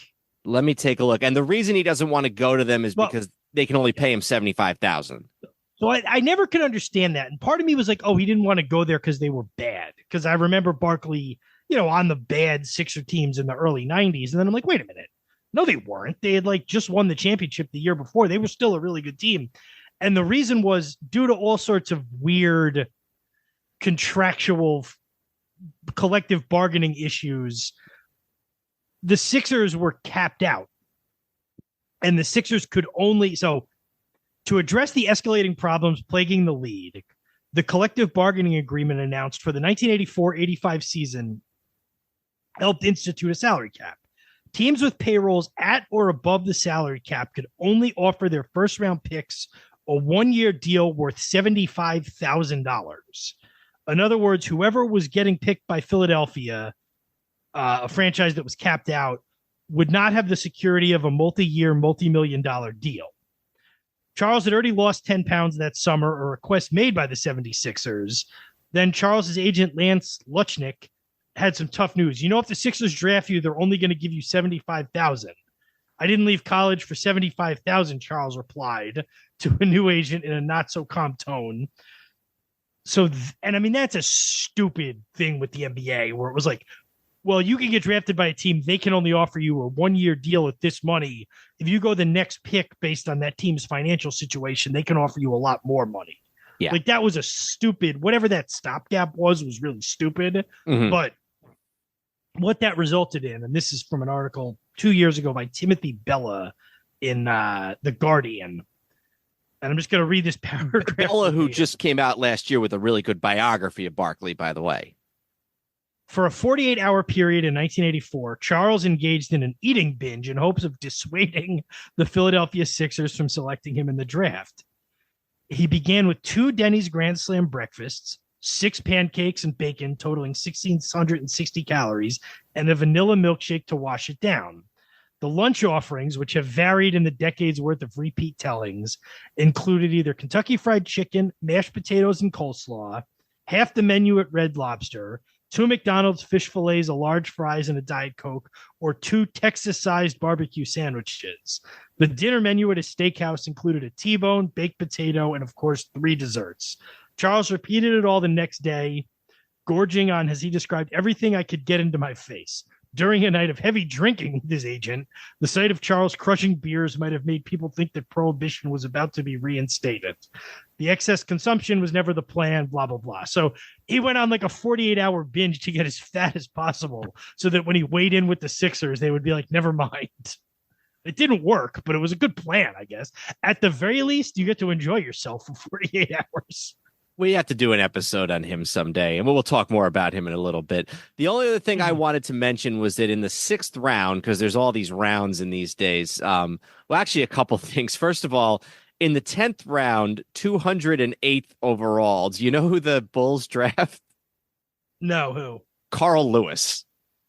Oh, who we'll talk about in a bit. Who I don't know if, I mean, I'm sure he played basketball at some point, but he played neither high school or college basketball, but they drafted him. Teams did that in those days. They would just randomly draft these guys.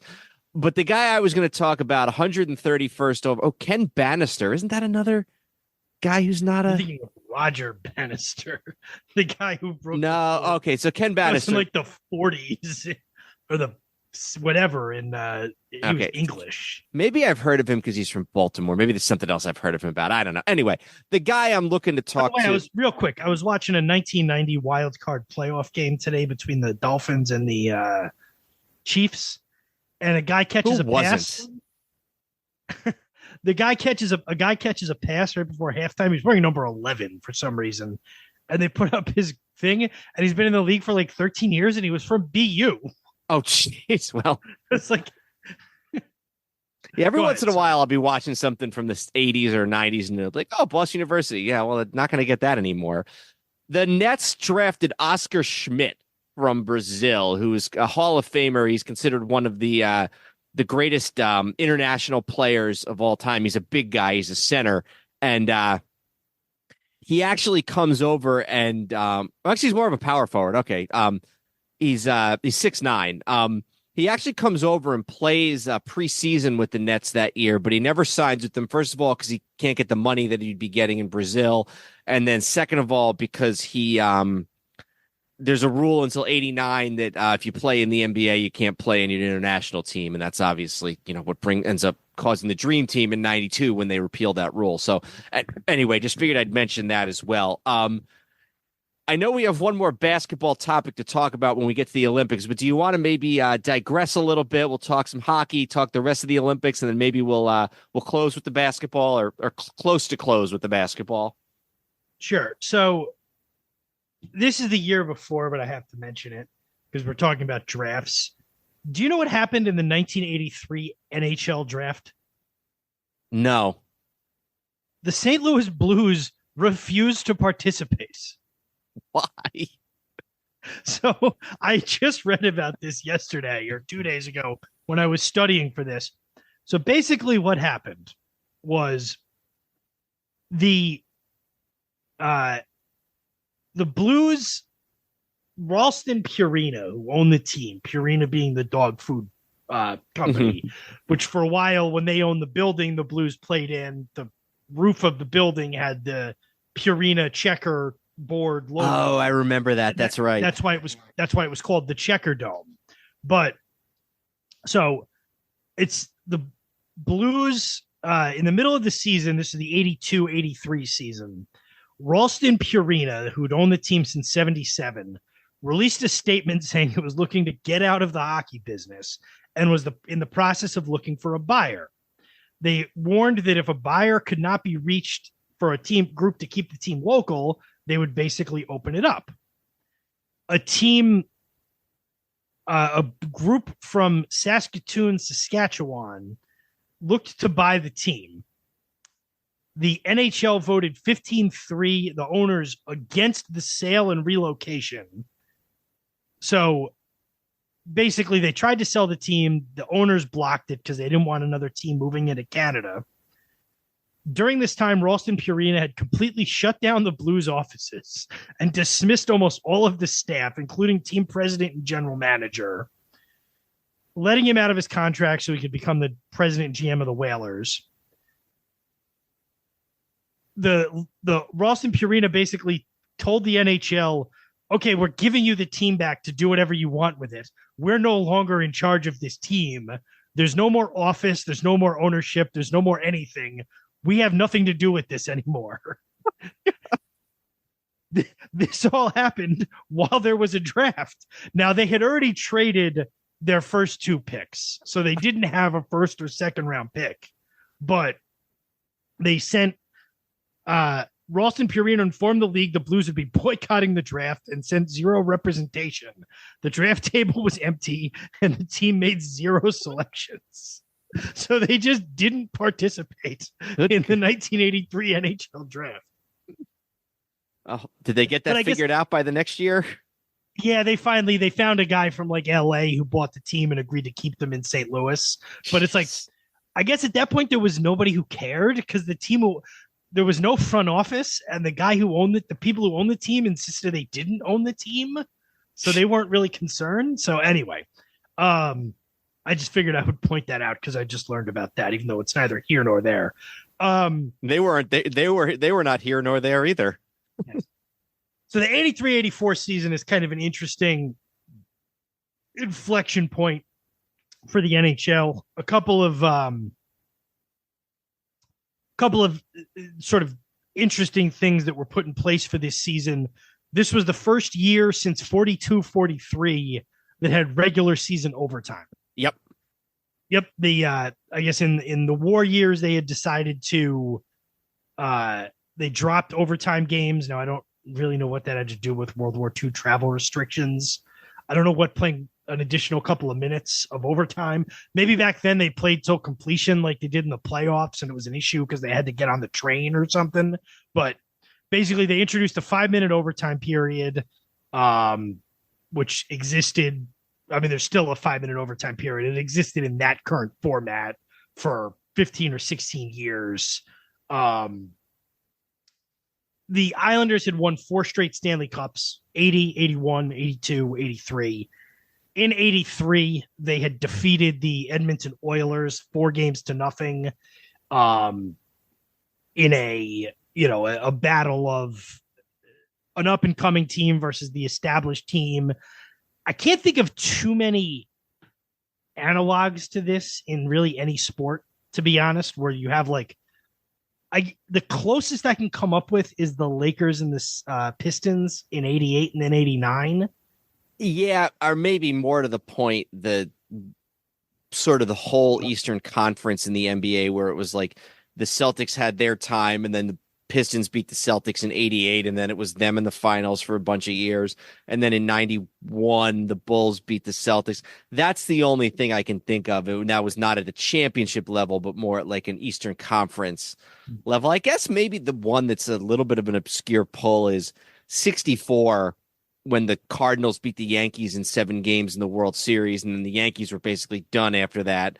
And the Cardinals went on to be in 2 more World Series in 67 and 68. Well, not exactly the same thing, but those are the 2 that spring immediately to mind. Well, and I got 2. 91 Lakers Bulls kind of fits that mold. Yeah, even though they true. hadn't played. You know what the one that fits the absolute best is? 21 through 23 with the Yankees and the Giants. Yeah, because the Giants didn't really. I mean, I guess the Giants hadn't really been winning championships because they hadn't won one since 1905. But yeah, I get what you're saying. Yeah. So anyway, they played in 83. The Islanders won. 84 is the, to kind of go the same way, to kind of fast forward to the end of it. They end up meeting again in the Stanley Cup Finals. The Islanders are the 1 seed in their division. Edmonton's the 1 seed in their division. Islanders beat the Rangers and Washington in the first 2 rounds, and then Montreal in the Eastern Conference Finals, or I guess not officially the Eastern Conference Finals, but the Prince of Wales Finals. Edmonton sweeps Winnipeg. They beat Calgary in 7. Then they sweep Minnesota. And then in that Stanley Cup Finals, you get a rematch of the previous year. And as dominant as the Islanders were in 83, Edmonton is roughly as dominant in 84. They win 1-0 in game 1, and then the Islanders win 6-1 in game 2. But then after that, the route is on. The Edmonton wins 7-2, 7-2, and 5-2 to wrap up their first Stanley Cup. They would go on to win several more between 84 and 90. I want to say they ended up with maybe 5.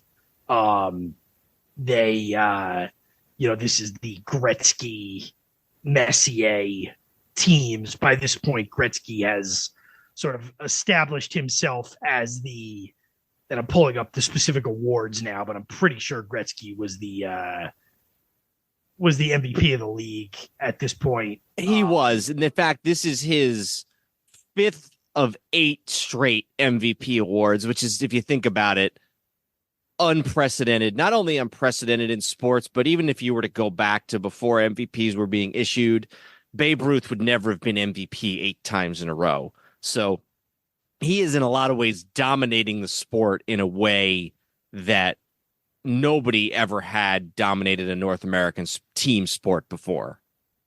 The Oilers, for the record, they win in 84, 85, 87, 88, and then 90. And 90 is the one after Gretzky had left that I think is considered. Yeah, I think Gretzky was gone by 90. Yeah, he was. That was Messier's led that team. Yeah. And Messier was on this team too. Was this Messier's rookie year? Let's take a look. Oh no, he's been around for a while. He'd come in. These hockey players come in so early.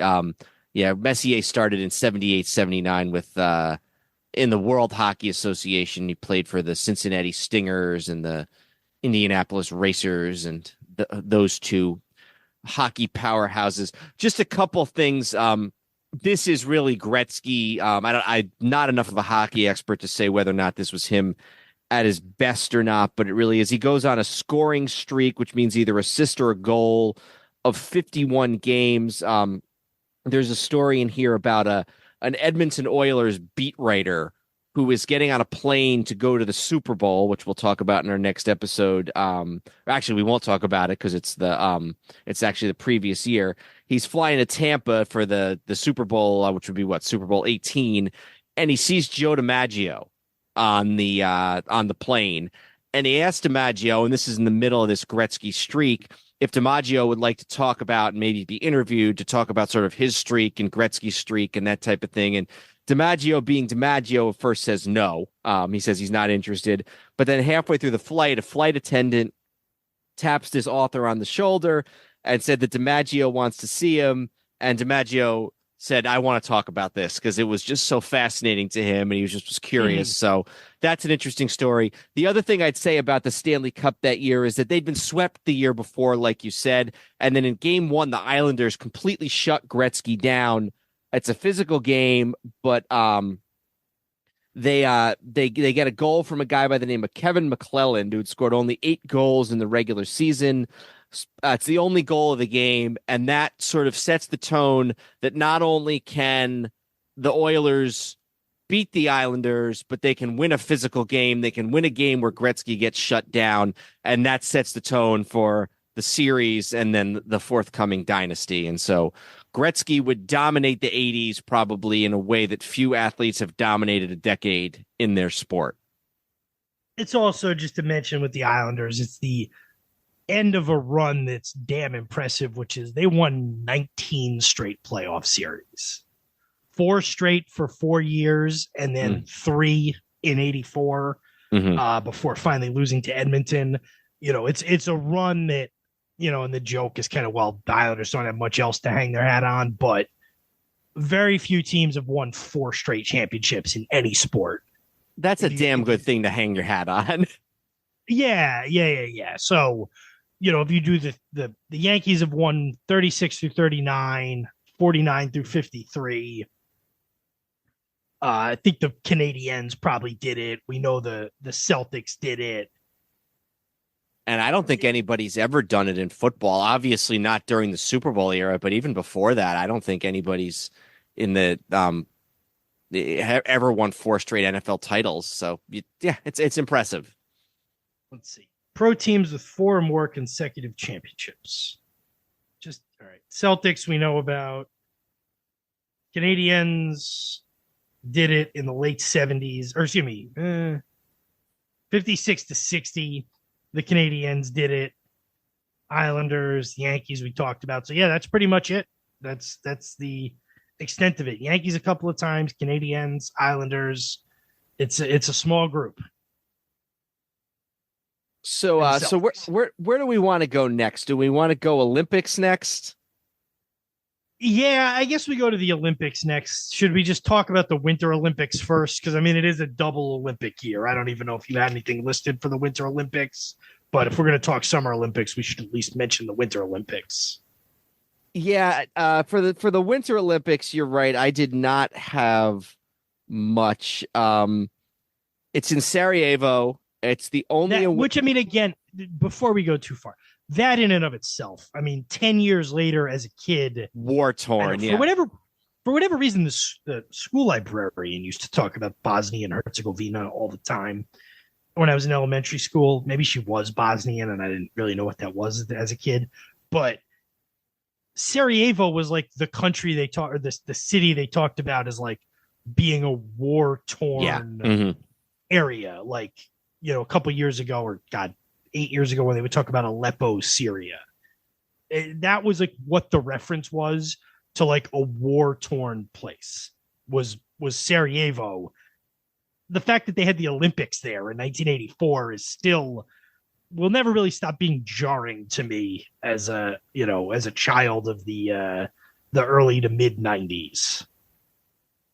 It's the only Winter Olympics held and maybe the only, no, it wouldn't be the only, it's the only Winter Olympics held in a communist country before China hosts one, whatever year that is. That was just this, was that just in 22 that China hosted, or was that 18? I believe might have been 18. Yeah. So anyway, only one held in a communist country until China. No, Beijing was 2022. I'm sorry. Okay. The only, I could only really find a couple of things. There's a really impressive performance in the ice dancing competition. Torvill and Dean, which is Jane Torvill and Christopher Dean. They're British. Highest scoring figure skaters of all time for a single program.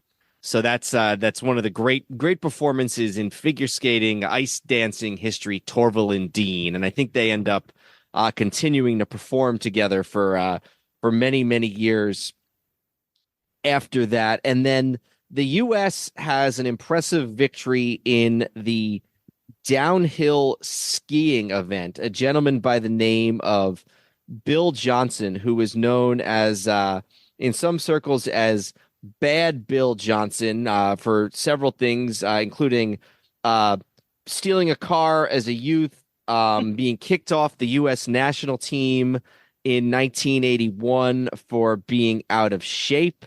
He says, the season was 6 months away. I'm never in shape in July, but they dropped me from the team anyway. But he wins the downhill skiing event in 1984 in a broadcast that was actually done. The quote unquote play-by-play of this was done by Frank Gifford.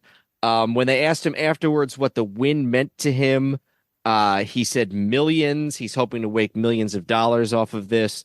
Based on what I'm reading here, that did not come true. But for one day, he is an American Olympic hero, winning the men's downhill skiing event, Bill Johnson, in the 1984 event. So those were the things that I had for the 84 Winter Olympics.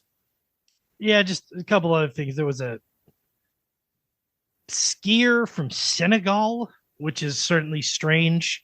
I'm not going to try to pronounce the name, but he was the first Black African skier to compete in the Winter Olympics. I think I saw that. I'm guessing they used that distinction because there were probably apartheid South African skiers at some point. Yeah, you'd think so. The figure skating is always the big thing at the Winter Olympics. Scott Hamilton won the gold for the men's, and Katharina Witt from Germany. It says Germany. I don't know if she was East German or West German, but she won from, I'm guessing, well, I don't know. I can't really guess because East Germans were very good at winter. Let's see. East Germany. Yeah, she competed for East Germany in the 80 Olympics. And then the other thing I just figured was worth mentioning in 84 was the Soviet hockey team sort of avenged their temporary lapse in 1980 in Lake Placid after having won in 64, 68, 72, and 76. They won once again in 84 in a dominant performance. The U.S. men's hockey team was really not competitive to the best of my knowledge. They didn't medal. They didn't, it seemed like, come close to medaling. They didn't reach the medal round or anything like that. So kind of a return to form in 1984 for the Soviet Olympic hockey team after the embarrassment for them of 1980. Yeah. Summer Olympics, much bigger deal. The book I was talking about, the Glory Days book by John Wertheim, he writes extensively about the 84 Olympics, both more on the business side and sort of the spectacle side than maybe the individual events. But LA had been trying to get the Olympics for a very long time. They had one in what, I think like sometime in the 30s, maybe, or even like the 20s. Yeah, that sounds right. I mean, if it was in the 30s, would it have been 32? No, it would have had to have been early. Yeah, because 36 was Berlin. I think they did have the 32 Olymp. Let me look that up, but I'm pretty sure that was. Let's take a look here. By the way, have you ever looked at where the Olympics were supposed to be during World War II? Yes, I have. Not recently, but I have. You can't like come up with cities that would have been less suited. Like 1940 Summer Olympics were supposed to be in Tokyo. Yeah. It was like Tokyo. I think London, and then here we go. Yeah. 30. Okay, so 44 was supposed to be. Sorry. So 40 was first supposed to be in Sapporo, and then in Garnish parts of. Okay, maybe this. Did they go to winter and summer in 40 and then just not end up doing it? Or no, they'd been okay. They'd obviously been doing winter and summer. Okay, yeah. So you're right. 40 winter was Sapporo, which I don't know specifically where that is, and then summer was Japan. Yeah, it's in Japan. Yeah, but I don't know where in Japan. And then, or maybe that was the winter. I don't know. And then Garnish Partenkirchen in Germany, Tokyo and Helsinki, and then Italy and United Kingdom. I mean, I guess what I would say is the only place that it could have been that really wouldn't have been inappropriate would have been the U.S. because everywhere else was war torn. They weren't doing them anywhere but Europe, Asia, and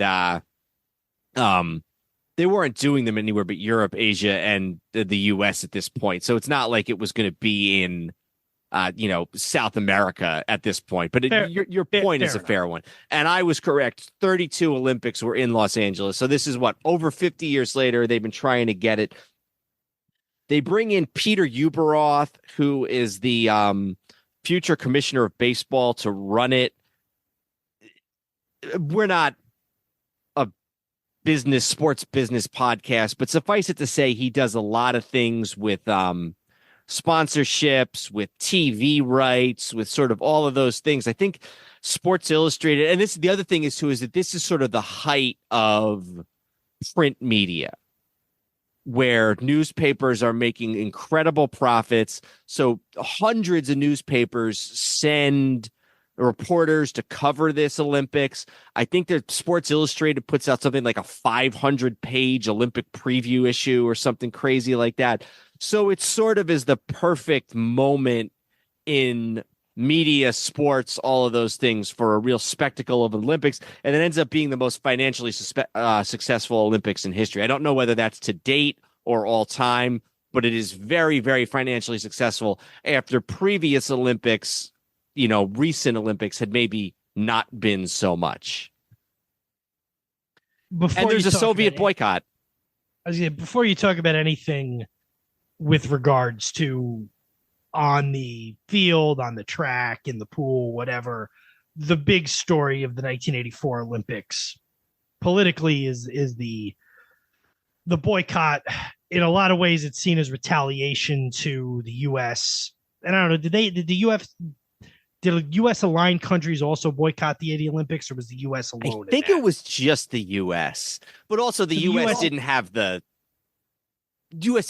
global sort of dominance of other countries the way the USSR did. Yeah, so the U.S. boycotts the 1980 Summer Olympics in Russia, in Moscow, I believe it was, for a variety of reasons, mostly Afghanistan. But sort of to retaliate, there's a few theories. Retaliation being one of them, the blood doping becoming an issue with the Soviet Union becoming considered for their athletes, also being considered possibly at least a minor factor. Said documents obtained in 2016 revealed the Soviet Union's plans for a statewide doping system in track and field in preparation for the 1984 Summer Olympics, dated prior to the country's decision to boycott the games. Documents, blah blah blah. So that may have been at least part of it, but this was more of a world events boycott. So the Soviet Union, who sort of humorously at the time was led by Chernenko, that was during the brief Andropov and Chernenko runs between Brezhnev and Gorbachev. Mm-hmm. They decide to boycott the Olympics. Surprisingly, all of these very independent nations who happen to be allies of the Soviet Union and are not at all controlled by them, such as Bulgaria, East Germany, Mongolia, Vietnam, Laos, Czechoslovakia. Later on, countries like Cuba, North Korea, Angola, all of these countries, basically anybody who's aligned at all with the Soviet Union or just an enemy of the U.S., for the most part, jumps on board and boycotts the games. So what that does is also, obviously there's political and sort of international relations ramifications, but it also clears the deck in a lot of ways for the U.S. to have a very successful Olympics in a lot of these sports. So, I'm laughing as I say this, and hopefully people will not stop listening after they hear these 3 seconds and continue to listen. Did you hear about the Ku Klux Klan thing in this? No. So, and I won't read it because it's got some disturbing language, but a letter gets sent to other countries, African countries specifically, saying that violence will be meted out against their athletes if they end up coming to the United States to participate in this Olympics. And this is from this Wertheim book. It says, as much concern as these repugnant letters prompted, they also prompted suspicion. Targeting Olympic athletes from other countries hardly seemed consistent with the aim of the Ku Klux Klan, which had a domestic agenda.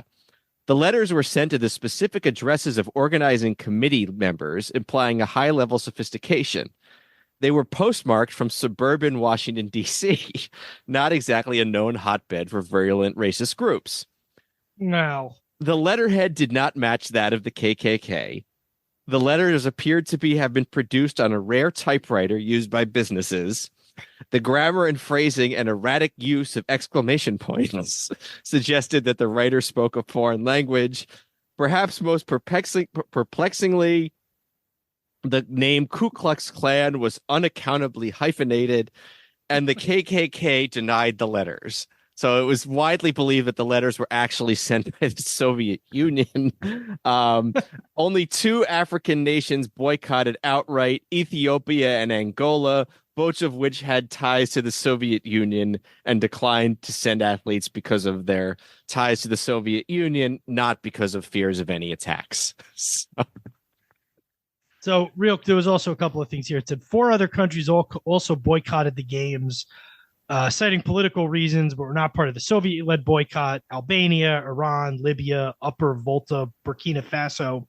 And then it said further to this, Kampuchea was largely unrecognized, in any case would not have been allowed to compete anyway. So lots of countries boycott. I thought, interestingly, China participates for the first time in an Olympic Games since 1952. And their whole thing was because of, I believe this was the genesis of them the IOC agreeing to recognize or refer to Taiwan as Chinese Taipei. Mm-hmm. So for anybody who says like, oh, the Olympics has never been political or shouldn't be political, the Olympics has always been super, super political. Yeah. At least in the modern, post World War II era. All right. So maybe we should talk a little bit about some of these sort of the events and some of the highlights. First of all, the torch is lit by Rayford Johnson, who won the decathlon at the 1960 Summer Olympics. We actually talked a lot about him. I think he was 2020, our very first year in memoriam. Right. Carl Lewis wins 4 gold medals in track and field. He is not distracted by the decision about whether or not he should go play for the Chicago Bulls. He is nonetheless able to win 4 gold medals. Edwin Moses, just give me a second here to pull up the specific details on what he does. Edwin Moses, who was a hurdler, he had won gold medals in the 400-meter hurdles in 1976. Hadn't been able to compete in 80 because of the boycott, but comes back at 29 years of age and wins another gold medal, the same event in 1984 in LA. He actually then competes again in Seoul in 88 and wins the bronze. So the second of his 3 Olympic medals in that event. And then I guess other than the men's basketball team, I think probably the most important or the most noteworthy is Mary Lou Retton, who had gymnast who had arthroscopic knee surgery as recently as June of 1984. She needs a 10 on the very last event and gets it and wins the gold medal. And that's considered sort of one of the great moments in modern American Olympic history, sort of up there with the Miracle on Ice and some of the track and field stuff of the 80s. That is one of the big Olympic events. Mary Lou Retton's perfect 10 in the finals of the women's gymnastics event in 1984. Yeah, and that sort of catapulted her into being a mainstream pop culture figure, not just in the immediate aftermath of the Olympics, but for years afterwards. It's always so weird especially when it comes to gymnastics with the Olympics, where it's like Mary Lou Retton was 16 years old. Yeah. Everything with the Olympic gymnastics teams and becoming these like figures, and then you realize like, oh, they're like 15 or 16. But she became sort of a nationally known entity after that. Yeah, absolutely. All right, maybe we should talk a little bit about the men's basketball team, because it's a gold medal team, the last all amateur team to win the gold medal, and it's led by Michael Jordan and coached by Bobby Knight. Yeah, and this was sort of the in the era still of the biggest college coach at the time who hadn't coached the team before that. He sort of was given the inside track to being the coach. You mentioned Jordan. In addition to Jordan, Ewing's on the team. Chris Mullin is on the team. The 3 of them are significant in that 8 years later, they would all be on the Dream Team, the first team to use professionals. Sam Perkins, Wayman Tisdale, all the guys who were first team All-Americans we mentioned previously, in addition to Steve Alford from Indiana, was on the team, the guy that the Pacers, a couple of years later, everybody wanted the Pacers to draft instead of Reggie Miller. Yeah, Alford, who was a favorite of Bobby Knight. And didn't Alford end up, he coached Indiana at some point, didn't he? Even very possibly. I think in the post Knight, like after that whole thing shook out, I think at some point in because I think that Alford, and I'm not an expert, I think that Alford was always like Knight's favorite player. He's never actually coached at Indiana, but he coaches Nevada right now, UCLA, New Mexico, Iowa. He's been to the He's won one conference tournaments a bunch of times. Yeah, I wouldn't be surprised if at some point he does end up actually coaching in Indiana, although he's 59 at this point, so maybe not. But yeah, what's almost more interesting about this Olympic team is some of the guys that get cut. Stockton and Malone both get cut, and he cuts Charles Barkley, even though Barkley is and one of the other things I should note is that Bobby Knight is really given a level of autonomy in selecting the team that previous coaches may not have had. As would befit Bobby Knight, he is somebody who, if he's going to do this, he wants autonomy. And so he gets the team, he coaches the team, he coaches his guys, but he kind of struggles with Barkley early on. Barkley, who doesn't hesitate to make fun of Bobby Knight. They're getting a picture taken, and Bobby Knight arrives wearing an old pair of wingtip shoes. Barkley says to Knight, "Where did you get your granddaddy's shoes?"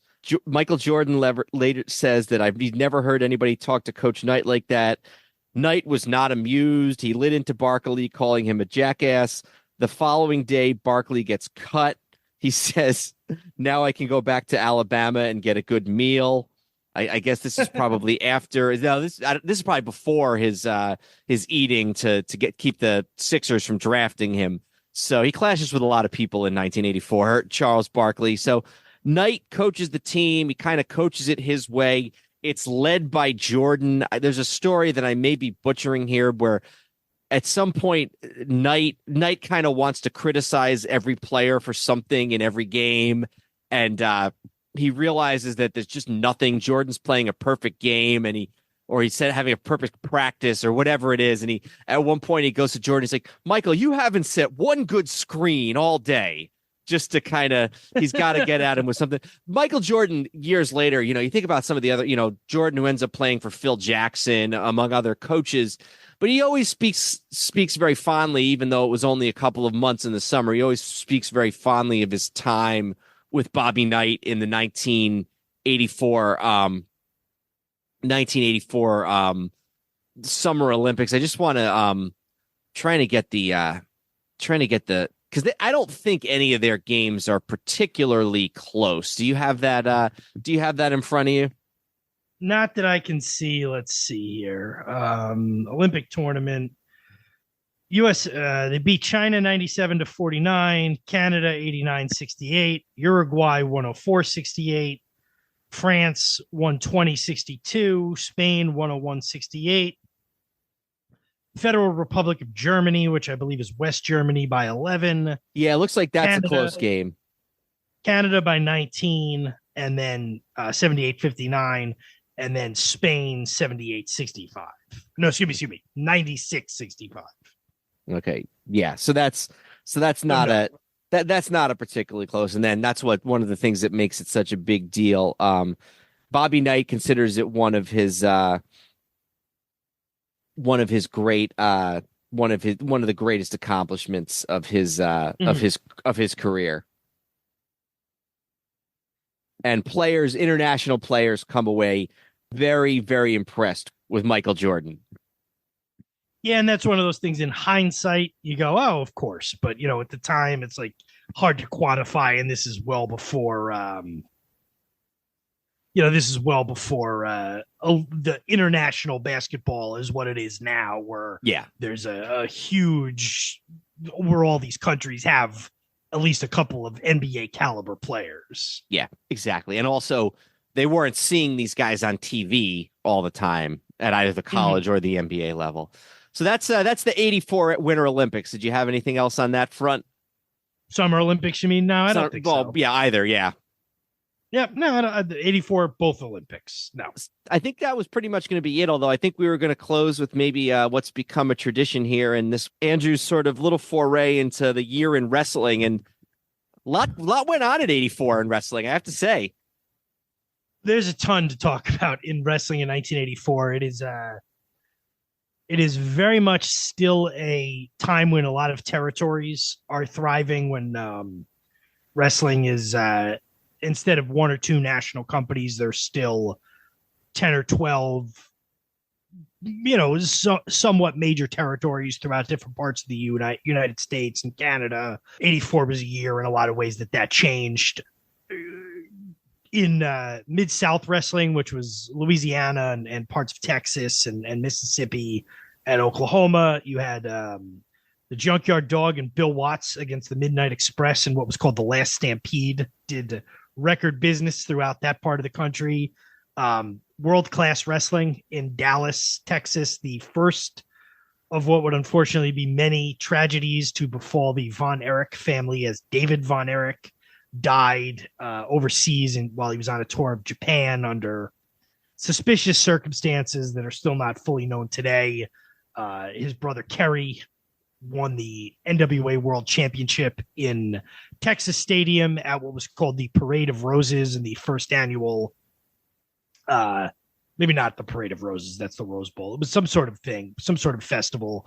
The first annual David Von Erich tribute show in the second biggest territory in the country, Starrcade 1984. The second one, Ric Flair and Dusty Rhodes headlined Starrcade 1984 from Greensboro, North Carolina, with Joe Frazier as the special guest referee the match. But the big story in 1984 in professional wrestling was the WWF, now in their second full year under the ownership of Vince McMahon Jr., expanded national. They left their borders in the Northeast to start running shows all over the country. This was headed up by, on January 23rd, 1984, Hulk Hogan, newly returned to the WWF, won the WWF championship over the Iron Sheik at Madison Square Garden, and he became the biggest star in wrestling, and the biggest wrestling star in the country in several decades at least. The Rock and Wrestling Connection, the partnership of the WWF with MTV. They had a special in July of 1984 on MTV called The Brawl to End It All, where Wendy Richter, with Cyndi Lauper in her corner, Cyndi Lauper, who was one of the biggest music stars in the country at that point, defeated the Fabulous Moolah to win the WWF Ladies Championship. The WWF starts taping their weekly show at the Mid-Hudson Civic Center in Poughkeepsie after 30 years in Allentown. The Mid-Hudson Civic Center was just a few blocks from where I used to live. And of course, in December, John Stossel decided he was going to do an expose on professional wrestling and asked Dr. D, David Schultz, I believe his exact quote was, "I think this is all fake."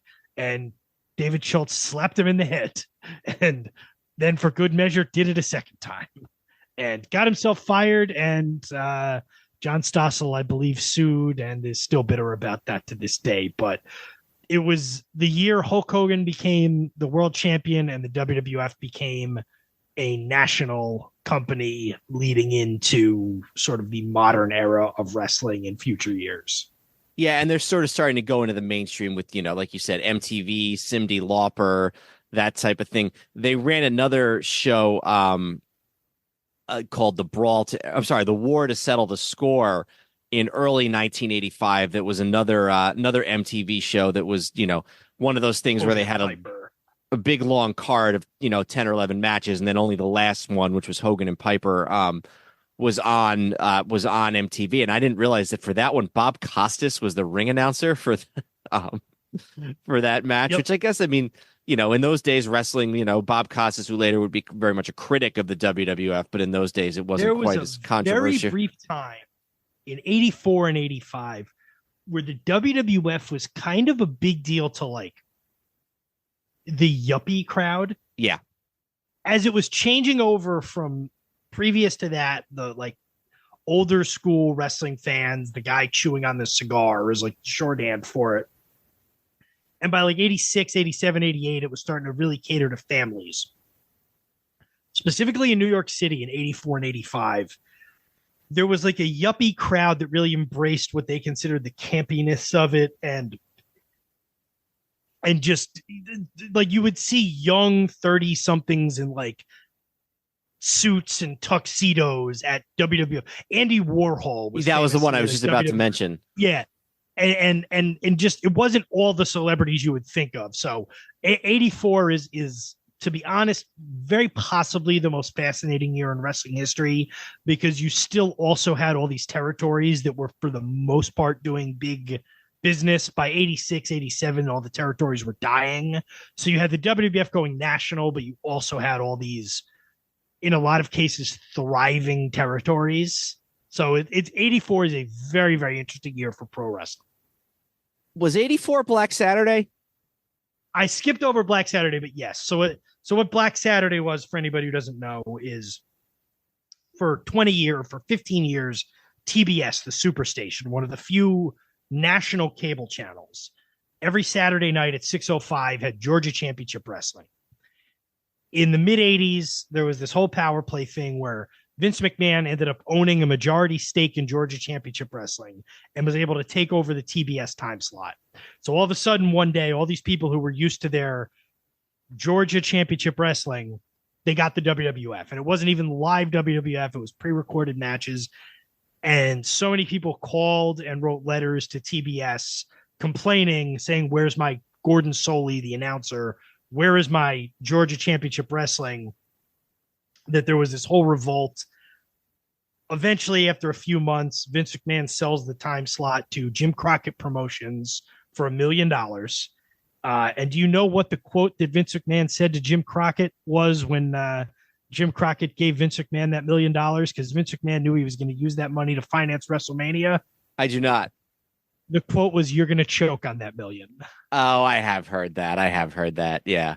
So yes, very, very interesting. Again, you don't even have to care that much about wrestling. Just Google Pro Wrestling 1984, and I will guarantee you will find at least one interesting story about things that happened that year. Yeah, and it was sort of, it was when Hulk Hogan first came into prominence. It was the last year before they started with WrestleMania. So, they're embracing cable, they're embracing rock and roll and MTV and everything. It's 85 might be just as interesting, I think you could probably say. But yeah, it's very interesting year. So, yes. And Jimmy Snuka got hit in the head with a coconut by Roddy Piper. And so, and this is a very interesting year in the world of sports, whether it's basketball, Olympics. We kind of, this was almost all basketball tonight with a few other things thrown in. In the next episode, we'll get into everything else: the racing, the boxing, the tennis. There's a lot of tennis. Whatever else is going on, and then obviously we'll touch on the two other major sports with baseball and the NFL, including a couple of really big rushing records that went through in 84. But this was sort of the first half, like I said, mostly basketball, but some other stuff thrown in as well. Yeah, we'll have a lot to cover the next time as well. So it'll be a good couple of companion episodes to each other. Well, we will catch you all next time for the second half of 1984, but we hope you enjoyed the first half, and we'll look forward to catching up with you all next time, where we'll talk about Eric Dickerson and Ryan Sandberg and Martina Navratilova and probably Doug Flutie and a bunch of others. But until then, I'm Dan Newman. And I'm Andrew Newman. Goodbye, old sports. Hey there, sports history fan. This is Arnie Chapman, a.k.a. the Football History Dude, and I hope that you enjoyed this recent episode presented by the Sports History Network and were able to learn some good old-fashioned sports history knowledge nuggets. I started the Sports History Network back in 2020 with the mission to help podcasters find a community of like-minded sports history nerds, as well as helping aspiring podcasters to start their own shows. We have a little bit over 30 shows on the network right now covering all sorts of sports history, but as far as I'm concerned, we're just at the toothpick in the ocean moment, that can't even figure it out because there's so much more coming. We wanted to create the ultimate headquarters for sports yesteryear, starting with Podcast Network and our website, but we're going to continue to move into other mediums as well. And here's the cool part, because we want you to be part of our team. So if you're interested in starting your own podcast, or maybe being a guest on one of our shows, or who knows, maybe even writing an article for us over on the website. Seriously, all you gotta do is reach out to us on the contact page over at sportshistorynetwork.com. You can be as technologically savvy as a Neanderthal tapping on a stone trying to figure out this whole hieroglyphics thing back in the day. Again, it doesn't matter, because even if you don't understand the whole podcast space, we have a production team that can pretty much help you out with doing everything. All you gotta do, head over to sportshistorynetwork.com historynetwork.com, head to the contact page, fill it out. That message goes right to me, and I'll reach out to you as soon as I can. But for now, dude, I'm through if you're through.